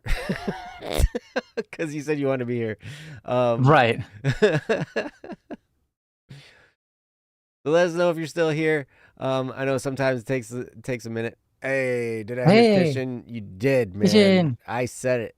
I said Kishan. So we're gonna do your topic. We're gonna jump right into Beautiful, it. beautiful name. Thank you for this topic, by the way. We've Mhm. entitled this one "Frustration and Crossroads." And this Mm. is also this is an interesting topic and a very powerful one as well. So, um, all right, Have a good one, Sparrow. see you, Sparrow. Thank you. Um, your headphones glitched the moment I said your name. Perfect. That's of course it did. Of course it did. Yes. All right. Here we go. This is from Kishan called Frustration and Crossroads. I'm going to put it up on the screen and read it out loud. Read along with me. It's a good one. Here we go. It says, my last semester at college is an interesting one. I'm currently in my second semester of student teaching, and because of some really frustratingly bad communication, I'm being informed that it isn't going super well. There were things I could have done to fix what was wrong, but I didn't have the information that there even was a problem at the time. My mentor teacher, who I work with every Mm. day at a middle school, has become less and less communicative, and she really wasn't communicative to begin with. She is extremely judgmental and has extremely high expectations, which I respect. But I just can't meet those at my current experience level. She never had a student teacher before, so we're both figuring this out. But her method of mentoring just has not been effective for me, no matter how engaged I've been. We get along in person, but feedback usually comes via a written journal, and I think I've only seen about 5 positive comments since August. Every single time I ask a question or I lean on her for support, it comes back to bite me in the comments. Now, during our week-long Mardi Gras break, it's coming to a head for me. The last 2 days before the break were absolutely terrible, and she had almost completely froze me out for most of them. She's frustrated with every single thing I do, and the environment is killing me. I'm improving, but at what cost? I discussed the issue with one of my sisters who went through something similar in nursing school. She passed the course and got her degree, but she was riddled with anxiety for the rest of her career. She never felt like a good nurse, and the work lost its satisfaction. I've loved teaching for these few months. Working with these kids has been awesome, but I feel like this career will be totally lost to me if I keep this up. On a darker note, over the years, I've found that I had this little piece in the back of my head that says, there's always a way to make it all stop, permanently. It's been something I pointedly did not pay attention to, but throughout the situation, it's become a well-worn rut in my head that comes up every time things get overwhelming. I've recognized what's happening now, and I'm done accepting that crap. I've talked about it and gotten incredible support from several close friends, but wounds don't really heal well if you keep them buried in the same thorns that made most of them. I'm more aware now, so there's a possibility I could deal with the environment for a few more months, but I don't think it's smart. I can change my concentration to liberal arts and music instead of music education and still graduate this semester. But there are, of course, consequences to this as well. I won't get my teaching certification, and pulling out now will affect the kids negatively. There's a big concert coming up too, and leaving before that will be especially sad. I just don't think I've ever had to make a decision based on something as wishy-washy as weighing two potential consequences that I can't even accurately predict. And that is from Kishin. Hey, Twashu, Wow. and hey, Zoe, welcome. Rise and shine. Good morning. Hello. Yeah, we just we're doing this topic from Kishin right now. And so Kishin, you're dealing with this yeah, this is a crazy experience. And you know, there's a few ways you can do this. I mean, you've got those two options of, you know, changing your career path a little bit and still graduating. That's one thing. You can muscle through and stick with the program and just get through it for the next couple months, as frustrating as it can be and as hard as it can be, and you'll still be able to teach at the end of it. So that's another option. I mean, you could just quit school altogether. That's another option. I don't know if I'd necessarily recommend that as close as you are to being done. But you do have some options here. And here's the thing. A lot of these, whatever option you do choose, I'm not going to judge you either way, because there are benefits and drawbacks to both of the ones that you've spelled out. Whatever you decide, I just want to impress upon you that you're going to be okay. You know, no matter what we decide to do in our lives, there's going to be struggles, there's going to be pain, there's going to be difficulties, there's going to be challenges to overcome. And I remember a guy talking about, he said, you know, as we're figuring out what we want to do for a living, a good thing to ask yourself is, what kind of problems do I want to have to solve? Not necessarily what do I want to do all day? You know, what kind of thing do I want to do all day? But like, what kind of issues am I comfortable dealing with? Because every job is going to bring its own share of issues. Now, it sounds to me like you're kind of with you're kind of dealing with someone who's difficult to deal with, and you only have a couple more months. So you could struggle, muscle through, have your teaching certificate, and be able to teach music as a result. Or you can get a liberal arts and music degree, and that would be fine too. But I think what you'll discover, I mean, if you really, really enjoy, if you really, really enjoy teaching, then I think the only options would be either muscle through this, or I don't know if it's on the table or not, but if you were to drop this right now and then complete it again a year from now and get your teaching certificate that way, I don't know if that's even an option, but that was just a thought that came into my head. Yeah, we've got some good stuff in the chat. Yes, it's a great topic for Don't Worry Wednesday for sure, Twashu. It can be real difficult to communicate, deal with people, Beyonce said. It's not a great topic to worry about. Yeah, for sure.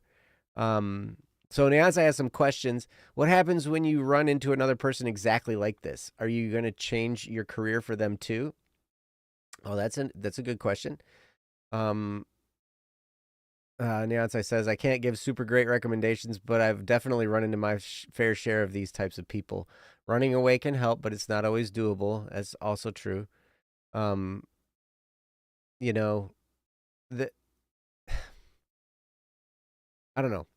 My thoughts are swimming. I'm going to turn it over to Ryan and let him go on this topic. So, Kishan, I give you the great Static P, also known as Ryan, also known as Rybabe. Hey, it's me. Rybabe. Rybabe. Rybabe. Yeah. So yeah. Oh, okay. It's all Kishan yours, says, Ryan. so there's, all right, thank you. Oh I'll yeah, give him a please, best. Honestly, please, this is a tough please clarify. situation. Um, You got some updates. so Kishan says there's been some updates to this situation over the past week, so I'll clarify some things. Yes, please do.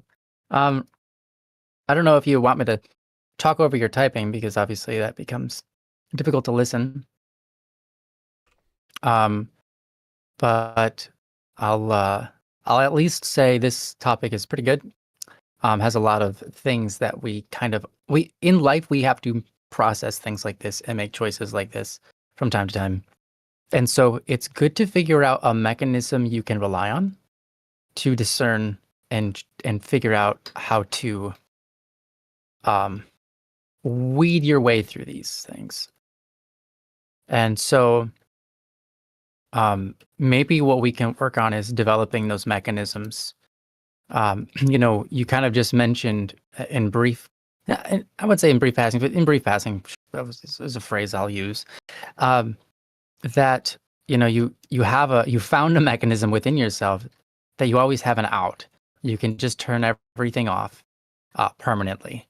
And that can feel like a safety net, but it's a rather, it feels like a lie of a safety net because it's not really, for obvious reasons, it isn't making you more free. It's um, exactly.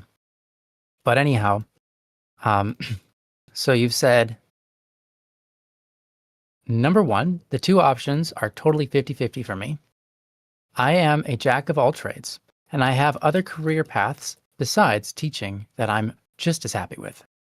That's good information. Mm-hmm. Two, I had a meeting that defined the consequences of this choice better. If I dropped, I could still get my certification. It would just take a year or so and some time consuming state classes. Okay. Yeah. All right. Fair. Was there a number 3 coming? That's actually really good information. Mm-hmm. Being a jack of all trades,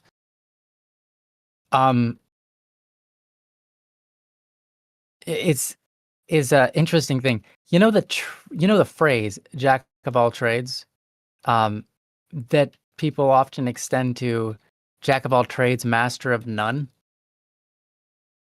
The actual full phrase of that is the opposite meaning of what that sentence is, and it's more true. And it says, "The jack of all trades, master of none, but still better than a master of one." That's the full trend, like the full phrase. It's like the opposite of what we say. Master, jack of all trades, master of none. And then that last line really kind of flips it on its head, though. Still better than a master of one. Or maybe it still might not be the word, but either way, better than a master of none. Or one, I don't remember. So, yeah, still better than a master of one. Yeah, so, okay, you are done. Okay, great. So it's good to be a jack of all trades. It's good to be in a position where you kind of feel like you can do many things. You could go many ways. But I will say it does make decisions harder. It effectively makes decisions way harder because you like a lot of stuff. You can do a lot of stuff.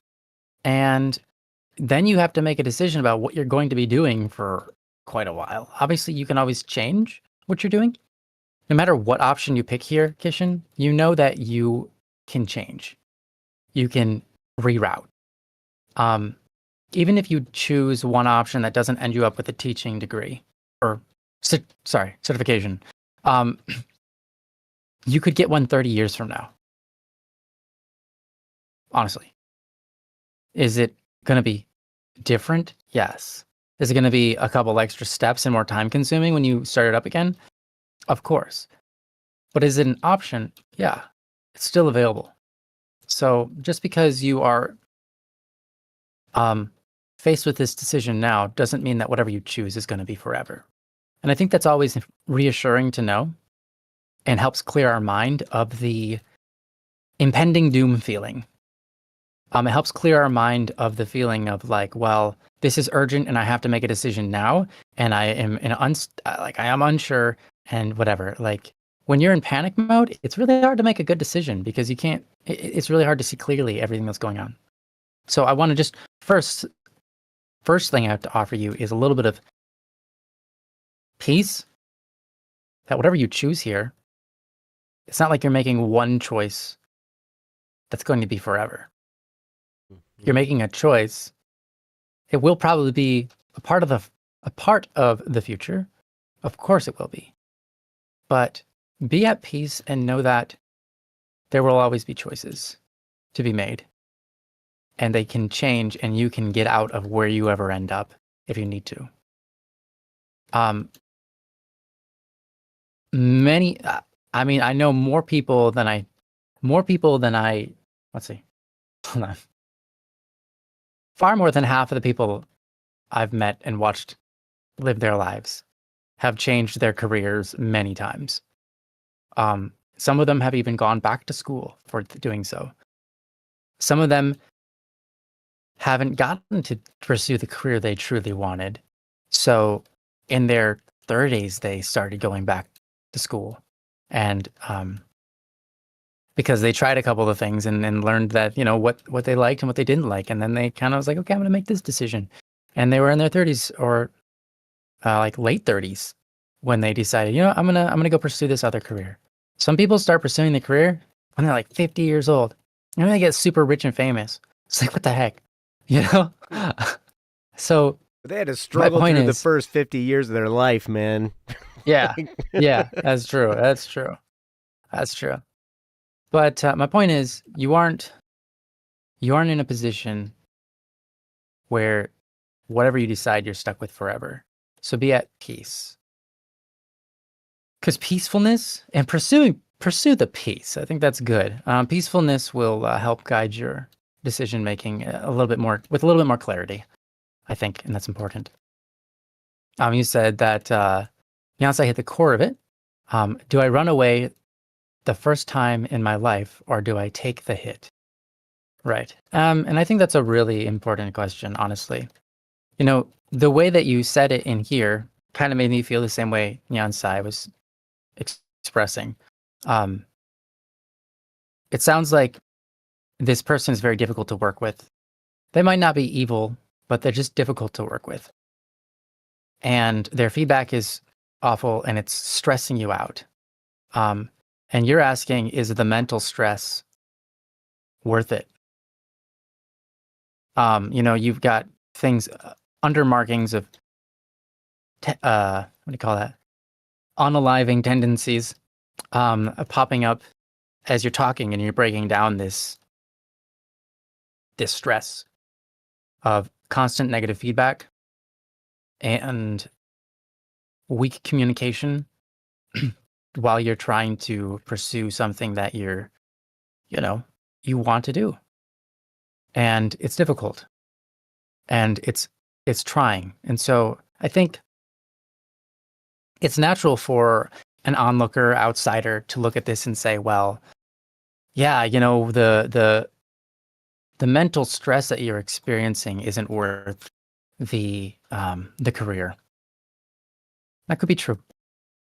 But it'd also be easy for an outsider to look upon this and say, every dream has its costs. Every dream is going to be difficult. And some of those difficulties are going to be the people you experience along the way. This is par for the course. You're dealing with teachers. Par for the course. You're like, teachers, they should be good with dealing with people, right? No. Who becomes teachers? The people who are really smart and want to like talk about information, and they don't tend to be naturally good with people, really. It's not in their personality trait, but they can learn and they become exceptionally good with people. But most of the teachers I've met, honestly, yeah, and they lack good they have a certain lacking for communication skills or just people skills. But most of us seem to have that lacking. To be honest, it's not just teachers. But what I'm saying here is nobody's born with it's par people for the skills. course. Yeah, no one's born with people skills, right? You got to develop that. Yeah, that's right. And you got to develop it, and it's something that's not taught in schools, right? Or anything. I would love for it to be, but it's not.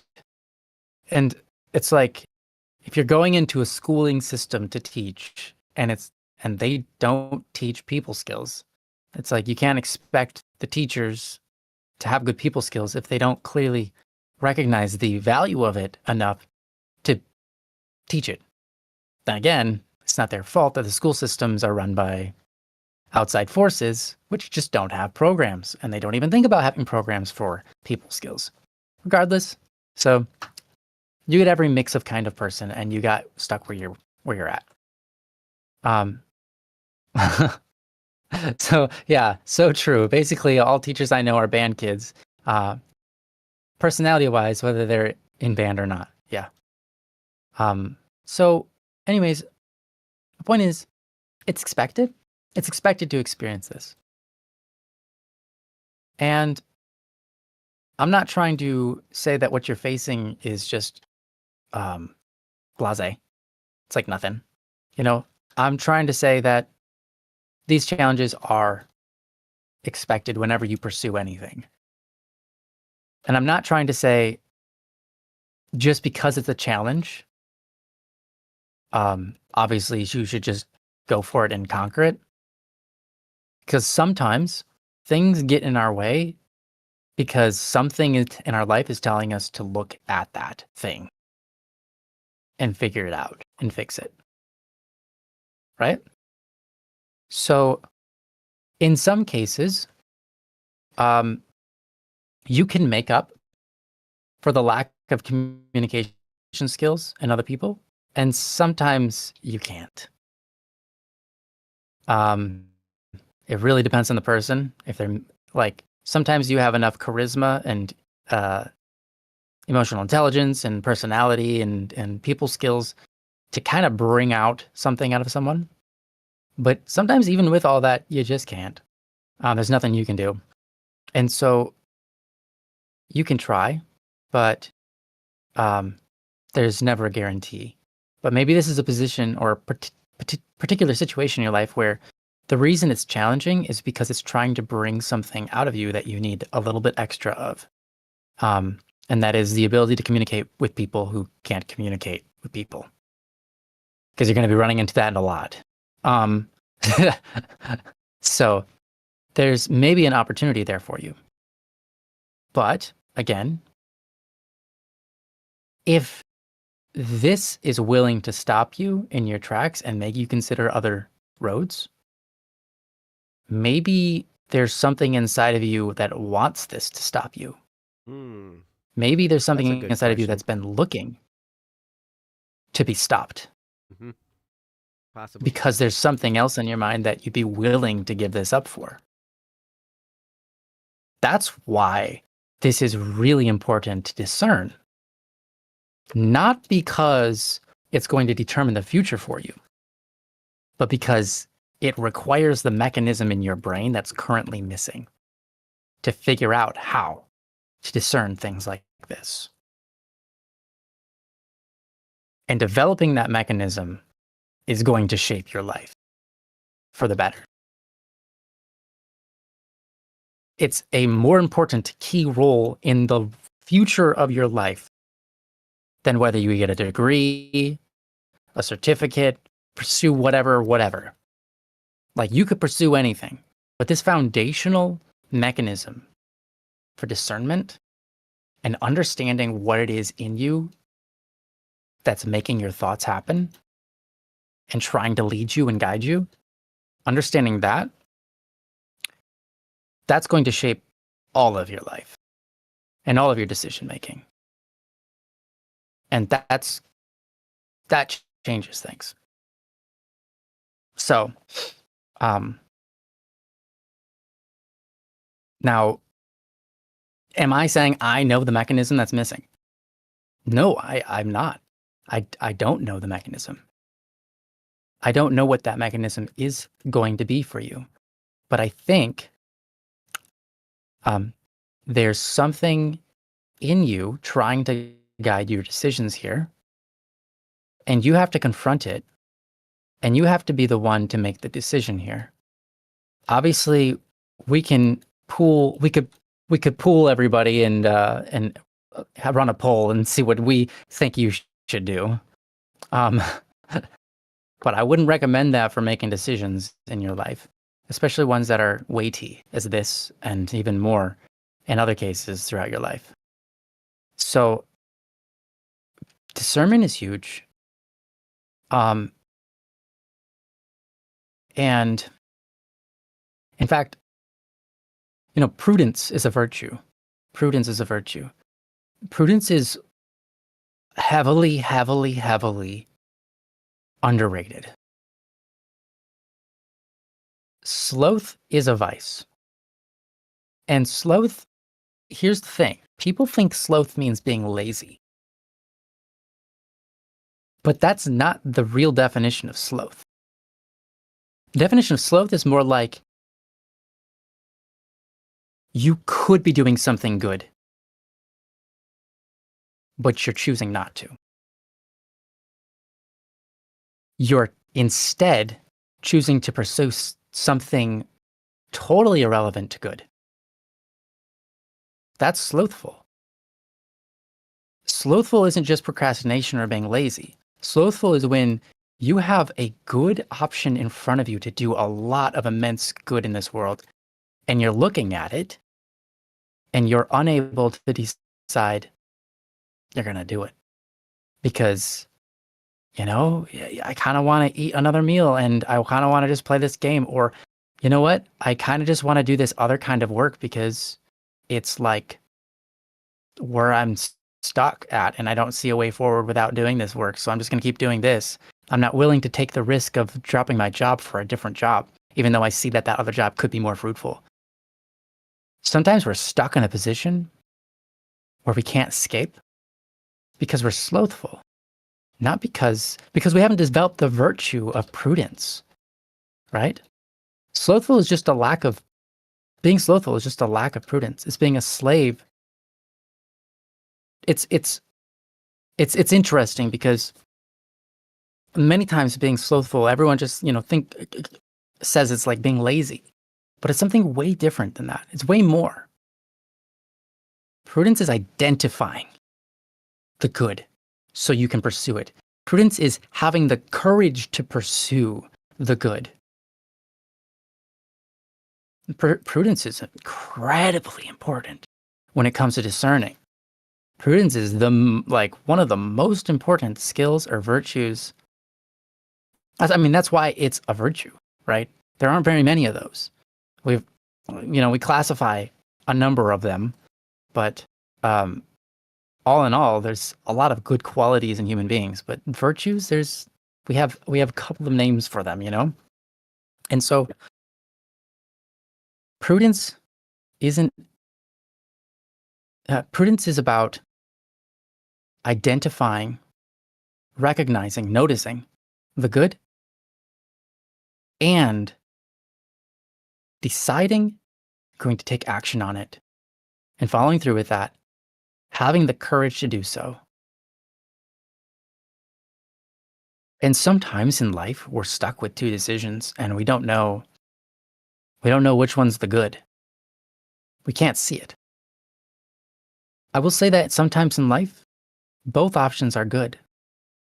Sometimes in life, I don't know if you believe in God or not, but the way I like to put it is sometimes in life, there's two really good options. And God's just sitting there going, hey, which one are you going to pick? I want to see what you do. I want to enjoy it with you, whatever you pick. And sometimes both options are turds. And yeah, and sometimes both options are turds, and you got to just go, I'm not doing any of that. Or you have to just fight through one.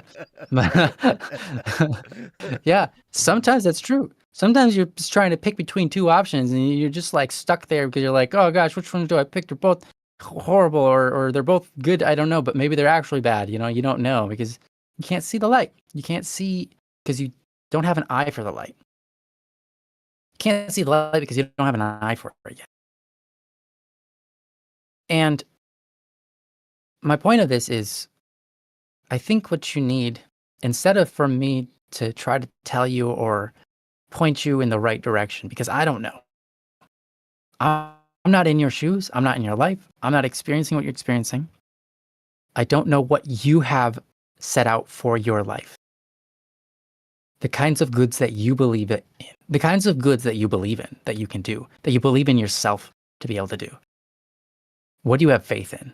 You know? And faith, I mean, faith in this sense is trust and reliance. You know, you have faith in your friend to come through for you, right? You have faith in yourself on something. You have faith. You can rely on yourself. You can rely on something inside yourself that will do good. What are those things? What are the things that you know you can pull goodness out of?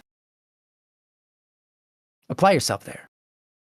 Those are things that you can recognize, like, oh, you know, when I think about it, I have a history of being able to, I'll just put this as an example, because it's maybe not true for you, maybe it is true for you, but it's in part of the, a part of the conversation.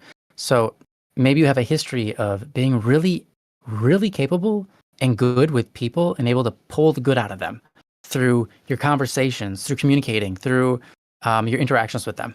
And you feel like, yeah, you have a knack for pulling this information out of people, like this goodness within them. Maybe you have a knack for that. And you kind of have faith in that. Like, you believe in yourself for that. You know? Maybe that's something that hits home. Maybe that's something that hits you in a spot that goes, yeah, that's kind of what compels me to want to do this in the first place. That's kind of the reason I have this beef with this situation I'm in right now. That's why it's so painful for me, because this is something I know I'm really good at and I can't do it here. Because my communication skills are like something I believe in, I rely on. And right now they're kind of, it's my world is falling apart because I clearly don't have enough for this. Again, I'm not saying that's where you're at, but sometimes you look at where things are going wrong, and the reason you notice they're going wrong is because they disagree with the page you have written about yourself, about what you can do and what good you can pull out. And sometimes it's beckoning you to push further so you can train better to do that. You know, there's this thing that's really interesting with virtues and vices. A lot of time, in fact, probably 90% or more of the time, someone has a vice. Like, let's just take an example like envy. They're envious because their mind is programmed to look at people in a specific way. Okay? But that same way, if they pointed it towards good, could be a virtue. What I mean is, people who are envious are obsessed with like looking at other people. But if they could change that obsession to looking at other people and having bad thoughts to having good thoughts, their greatest vice is their greatest virtue. There, a lot of times people's like the thing that grinds their gears the most, the thing that eats away the most inside, the thing that like is their hardest battle. You know, many times, it's also because that's the main thing that if they mastered it, they'd be a saint. They'd be someone that everyone looked up to because they mastered something. It's fundamental to who they are. And instead of letting it become a vice, they mastered it and it became such a strong virtue that people are just inspired by that person, just being around that person. It's like, man, this person is just like different, and I like it. Something different about that person, and it kind of shakes my reality when I meet them. It shakes my reality about everything I thought I knew about human beings and their negative natures. And maybe that's the kind of person you want to be. Right? And so I would say all the virtues are important. And discernment is huge and requires prudence. And so examine yourself. What grinds your gears? What gets you going? What kind of things do you believe about yourself? What kind of experiences do you enjoy that are shaping the world around you? And you're doing that.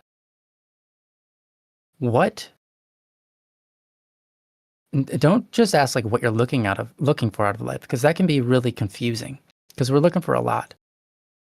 Instead, ask more poignant questions about what good you can do, because that will set us on a path that will be enjoyable and rewarding. And each person has their story to tell, and each person has their own set of talents. And so that's why I can't decide for you here. But I hope that you can find the mechanism, the questions to ask that lead you to prudent behavior, to things that you know with assuredness. You know that if you apply yourself here, good things will happen.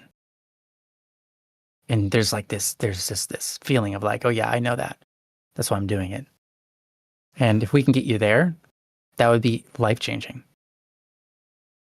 So that's what I've got to say.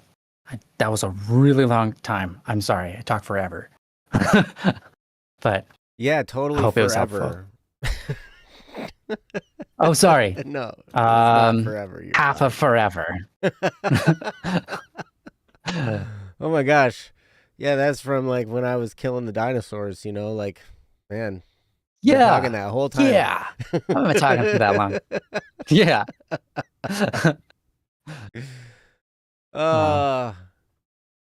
Yeah. Neonsai put the KFC story in the chat. It's good. Very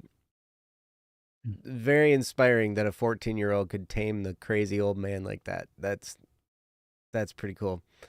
So Kishan, thanks Ryan, by the way, and thank you, Kishan, for the topic. I don't know. I'm trying to figure out how I can say this in a concise way because it's already after 10, and whatever. And I don't want to be here like forever, but it is a rich topic, and feel free to DM me in Discord if you want to talk further about this situation. I'd be happy to talk to you and encourage you and help you in any way I possibly can. I know it's tough because on one hand it's like I'm so close to done. I just have to hold out for a couple more months and it's done. And you get your teaching certificate, your degree, done. And you can start going and being a band director if that's what you want to be, like be a music teacher. And that's great. And it's just like, oh man, if I can just hold on and struggle through. Sometimes you can do that, sometimes you can't. And I'm not the one that can judge whether like your powers and abilities to do whatever. And also, think about your mental health as well. That's important. Yeah. So Kishan says in the chat, you've got some stuff. This experience has reminded me a lot of my favorite chapter in the Bible, which I've been thinking about a lot lately in my ruminating. It's when, after months of misery, God rips Job a new one. Where were you when I laid the foundations of the earth? It honestly feels arrogant at times to go this deeply into a choice like this. Yeah. I hear you. It's okay. I'm going to tell you, there was, sometimes people look at teaching differently. Different people look at teaching differently. And it sounds to me like you have a person who's kind of like a boss I had at one point in time. I don't know if you've ever heard of the term edification. Like to edify somebody or to, like to to edify someone, to do edification for someone. It was like this boss was huge in this term edification. Now, edification means to build someone, right? When you edify someone, you build them. Now, to me, that means I'm going to build somebody up. I'm going to encourage them. I'm going to help them see what they're doing, and help them grow, and it's going to be this encouraging thing that they're going to want to grow and all this kind of, and that, to me, that's what you do to edify somebody. My boss thought completely the opposite, where he was all about edifying people. But to him, that meant I'm going to tell them everything they're doing wrong, and that way they're informed. And he did it in a really passive-aggressive, mean kind of way. That was his form of building people. We had the same word, the same goal, where we wanted to build somebody up, took totally different approaches, where I was like, okay, we need to help them grow. And in order for somebody to grow, they got to feel comfortable in an environment of growth, and they got to feel like they can do it. And, so they have to be built up in order to accomplish this, right? Whereas this other person, this boss of mine, was like, nope, I'm going to tell them everything they're doing wrong. I'm going to basically, criticize everything. And then they know. And I was like, man, it was amazing the different impacts we had on people. Because I've watched people grow right in front of me. Ryan's one of them, right? And I'm not saying that's because of me, but I know that I took great, in the forefront of my mind when I was with Ryan was like, okay, what can I say? What can I do? How can I help? What can I say to help him believe that he can do this, first of all, and to tell him that he's already good. And, these things, here's some things that maybe you could tweak, but man, you're so good, and he is good, right? He always has been ever since the moment I met him at music. Like, he's just incredible. And it was, well, it was the moment you met me that changed everything. What's that? That's why I'm good. It was, you said it was ever since the moment you left me, and you met me, and I agree. It was because of that moment ever since, It's been great. Well, I appreciate you saying that. I do not take any credit for your success. That was you, my friend. You used to say all the time, Joe's the reason I'm a successful musician. And I'm like, no, I'm not. You are the reason. Thank you, but whatever, man. But the thing about it is I always wanted to be encouraging. I always wanted to build. I always wanted to help grow. And most of the people, like everybody who worked for this boss of mine, quit and didn't like him at all. And so you just look at the results, and I was like, okay. So I was like, cool. I had a little bit better of a grasp on the term edification, I guess, right? Because people that I, would edify would grow,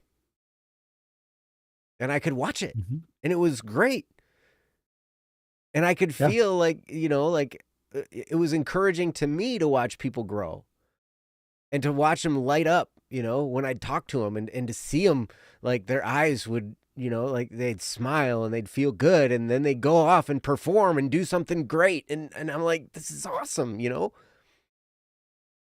way better. But it sounds to me, Kishan, like you have someone who's kind of more like my boss, who's like, my job is to point out everything they're doing bad, because, that's what we do. And that mentality, I was married to a dancer for 20 years, and I'll tell you what, that is the philosophy in the world of dance. There's like zero encouragement ever in the world of dance. At least not, well, the world that I saw. It may be different depending on where you go, but it's so critical. Everything is so critical, and everything's life or death. Right? Yeah, my wife was a dancer. Why? Don't say that was your first mistake. No, I'm just kidding. Oh, you grew up in that? Yeah. That's a tough environment. That's a really tough environment. So, yeah, okay, Kishan, yeah, you say it's the difference between the gardener who only uses shears and a gardener who uses structures and trellis to display a plant's natural beauty. Absolutely. Music was 100% this way up until the last decades. It's absolutely the culture this teacher comes from. Got you. Okay. So there you go. You know why this is the way it is. And it's frustrating. And there's a part of me that wants to say, hey, there's a part of me that wants to tell you to go both ways. But I can't advise you here. You know, I'm not an advisor. I'm not somebody who can, you know, I don't know your whole situation, personality. I don't know exactly where you're at. I can get an idea of it. But there's this quote that comes to mind. And I don't remember who said it. But it's if you're going through hell, don't stop. Right? Because if you stop, you're still in it. And I don't know how likely it is that if you were to stop, get your degree, and then go back to get your teaching certificate, how likely it would be that you'd get paired with this teacher again. And you'd have to repeat the whole process again. I don't know how, if that's a potential or not. I don't know if that's possible. But I don't know. Part of me says, dude, you're almost there. You're so close. You can see the finish line. You can smell it. You're going through this and oh, it wouldn't happen. Okay. All right. Well, good. I don't know. I don't know what to tell you what to do, except, like Ryan said, do some discerning. Think through. You know, like with your sister's situation, I don't necessarily see your situation playing out the same as hers. The nursing profession in itself is a really toxic environment in a lot of ways. At least from what I've told, what I've learned from people I know who are nurses and have been in that environment. That's a tough environment, man. And they're all exhausted and they're all overworked and all underpaid, but they're there and they got to deal with all kinds of crazy human stuff, man. And it's tough. Yeah, Jeff, it might be Winston Churchill who said that. That it might be. I honestly don't remember. I know so many quotes from so many people, and I don't remember who said them, but I know the quotes because they made a difference to me. But so part of me wants to tell you to muscle through, but then part of me wants you to say, stick it to the man, like just get out, you know. And part of me wants to say, ask you the question, why do you want to be a music director in the first place? Was it something that you really wanted to do? You wanted to teach? And the reason I'm asking, if that's something you wanted to do was to teach, then do it, man. But I also know, and I don't know if this is you or not, but I know people who majored in music because they loved music, and their high school counselor told them, well, if you like music, you should major in music. And they didn't realize the only option for a music major, mostly like 99.9%, the only option for someone with a music degree is to teach. Depending on the school there are very few schools. Berklee College of Music in Boston is one of those colleges that, like, you can go get a degree in whatever, and you can actually use it in the music industry of like performing and, you know, doing sound design and producing and all that kind of stuff, right? I loved music. I wanted to play music. I wanted to record. I wanted to perform. I wanted to do all this stuff. That's what I wanted to do. I did not want to teach. And when I got into college and became a music major, and then I finally realized this was all gearing me to be a band director, I quit. Well, I had a nervous breakdown and I quit. Part of me wishes I could have finished, but then part of me is glad that I took the path that I did. So, I mean, I don't know. Okay, Kishin says, I went for music because it would make me discipline myself.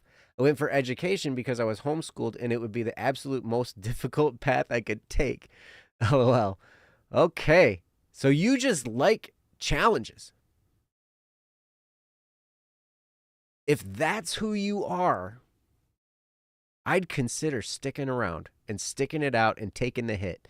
If you like challenges, you are in one right now, brother. And it could be a challenge that could define a lot. And it could end up being some great stories. And it could teach you a lot about how not to be when you are in this teacher's position. Because like I said in the last topic, you know, like in order for a tree to touch heaven, its roots have to go down to hell. And maybe that's where you're at right now with this particular experience. You're digging some roots, man. And it could be the greatest flourishing tree on the other side.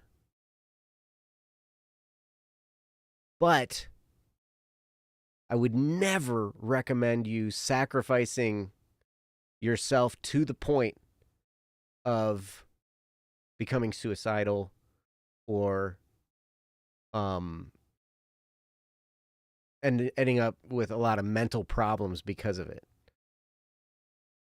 And that's something that I can't discern for you. In this situation, a lot of times what I would do is I'd recommend somebody see a counselor. Because a counselor is going to take into account your whole situation, who you are, what you're actually dealing with, the level of your anxiety, the level of your depression, the level of all these different things, and help you come to a conclusion that would work. But here's the thing. For you to go through that process of finding a therapist, going through all those things and everything like that, by the time you get to an answer, you'll probably be done with this teacher.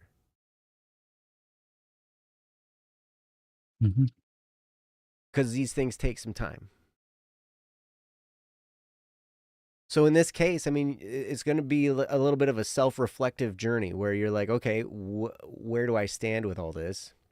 How am I looking? You know, how's my stress level? How's this stuff? Can I cope with this stress? Can I handle this stress? And if not, then I would say get out. I would say stop. But then there's the other linchpin you threw in there. And this could be a real source of something good for you, for you in this. And that's the kids. You feel a sense of duty and responsibility for the kids in that class? And maybe you do it for the sake of the kids. I'm just saying that's definitely an option. And when you focus there, all this other noise from this teacher can be minimized when you're focused on, I'm doing this for the kids. I love these kids.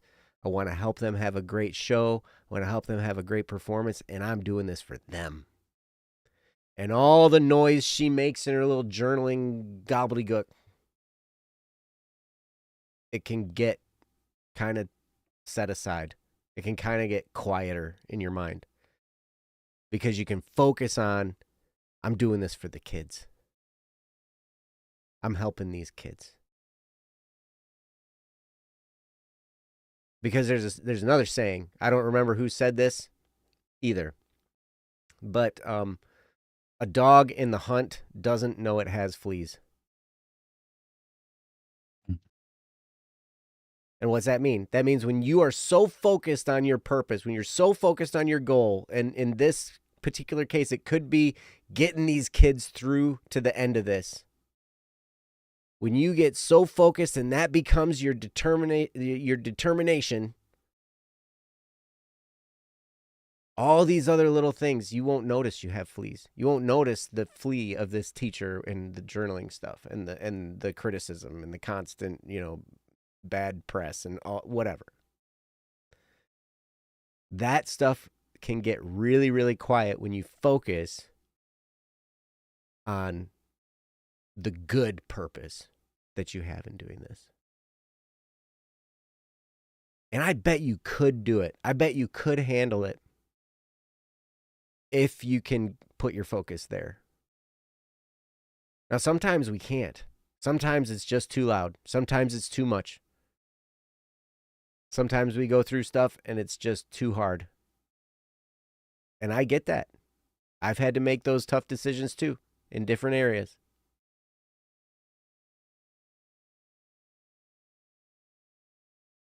So, I mean, it's tough because I don't have a solid answer. Do this or don't do that or whatever, right? Because a lot of that's going to take some introspection and figuring that out. Hey, Wix, good to see you. You're very much a Nietzschean. Ah, Nietzsche. He's an interesting philosopher, interesting dude. He came to some interesting conclusions. He was very smart. But you embrace struggle for the sake of growth. I appreciate that a lot. And yeah, that's something I want to do and create myself as an example for students. Who better to show them that literally anything is possible with enough willpower? You got a point. You got a great point. So it sounds to me like you're kind of making up your own mind. And I applaud you for that. Because these struggles can be really difficult to sort through. Especially when you get emotion involved, you get hurt. It can be really tough. But on the bright side, it's not something you're going to be shackled to for the rest of your life. It's going to be done in a couple months. There is an end to that situation. And yeah, you could be a really, really great example to those kids. You could. So anyway, I don't know. That's pretty much what I got. You're going to have to make your own decision on it, obviously. But I think you're thinking through it well. I think you're considering, these things very well. And I applaud you. And no matter what you decide, I'd be interested to hear more about it. And hit me up in Discord or come back, submit another topic, come back and chat, let us know. Be happy to hear what you decide, happy to hear how it's going. And if there's something else that you need some perspective on or some encouragement on or whatever, hey man, just hit us up. No matter what you decide in this, it doesn't change your value. It doesn't change how good you're going to be. It doesn't change how much depth you have to you. Yeah. We'll hear from you another Wednesday. Perfect. Good. And don't worry, because it's Don't Worry Wednesday. True. But bum. Awesome. Ryan, did you have anything else to say on this topic? I had one short thing. I realized we're already half an hour over, so I'll try to keep it short. Yeah. And not in a manner of which to defend myself or scrutinize what you've said, but in more of a manner to give you to build you up here. You said, you quoted from the Bible, Job. You said, "Where were you when I laid the foundations of the earth?" You followed up, you said, "It honestly feels arrogant at times to go this deeply into a choice like this." And I love that you quoted Job here because what's interesting is you know, a lot of times we go through that and we get to that line and say, where were you when I laid the foundations of the earth? And we say, oh, well, okay, yeah, God. All right. I don't know everything you do, right? Okay. I get it. You know, I'm not all knowing. I can't figure everything out. Sometimes I just have to let things be and be at peace, because we should trust God and just trust. That's all we can do, is just have faith. But this is a question. Where were you when I laid the foundations of the earth? The answer isn't nowhere. God knew you before he formed the earth, before he formed everything. You're in God's heart. You existed in his mind, in his heart, and in his love before he laid the foundations of the earth. So you were there. So don't think that your choices don't matter. God made you, and you're a beautiful thing, a beautiful creature. And so when you've got little choices like this, I'd say if you ponder God for every choice you make, there's nothing like wrong with that, of course. And you see, it feels arrogant to go deeply into it. And I would say, I think almost the opposite. This is a big deal to you. But how much more the small things that you can do every day? Do you pick up a pencil that fell on the floor for someone, even though they can pick it up themselves? You know, you just want to go out of your way and do it. Why? Because that's who you are. That's who you've become. That's who you've made yourself into, and it's a good thing. And to deeply consider those choices and make them because you think you want to be a good person and you choose that every day of your life. I think that's living up to who you were meant to be, because you are God's creature and you're living up to the call of being valuable enough to have been thought of before the foundations of the earth. So that's all I want to say on that. You can make of that what you will, whether you are religious or not. Use the line. So I just wanted to expound upon it. Anyways. I don't know. You think it's arrogant to ponder this deeply on something like this? I think my response to God would be pretty arrogant, because he'd be like, where were you when I did the foundations of the earth? I'd be like, I don't know where I was, but I can tell you I was 29.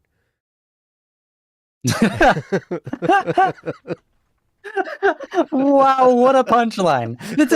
That's 29. Like, wow, okay. Oh my gosh. Yeah. Anyway.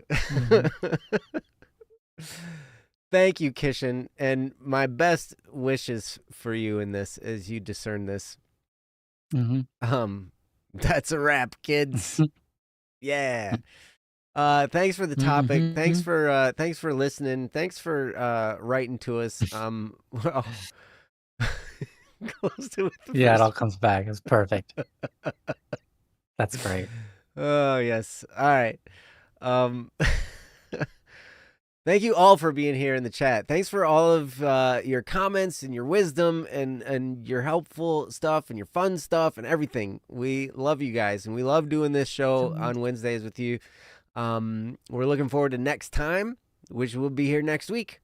And yeah.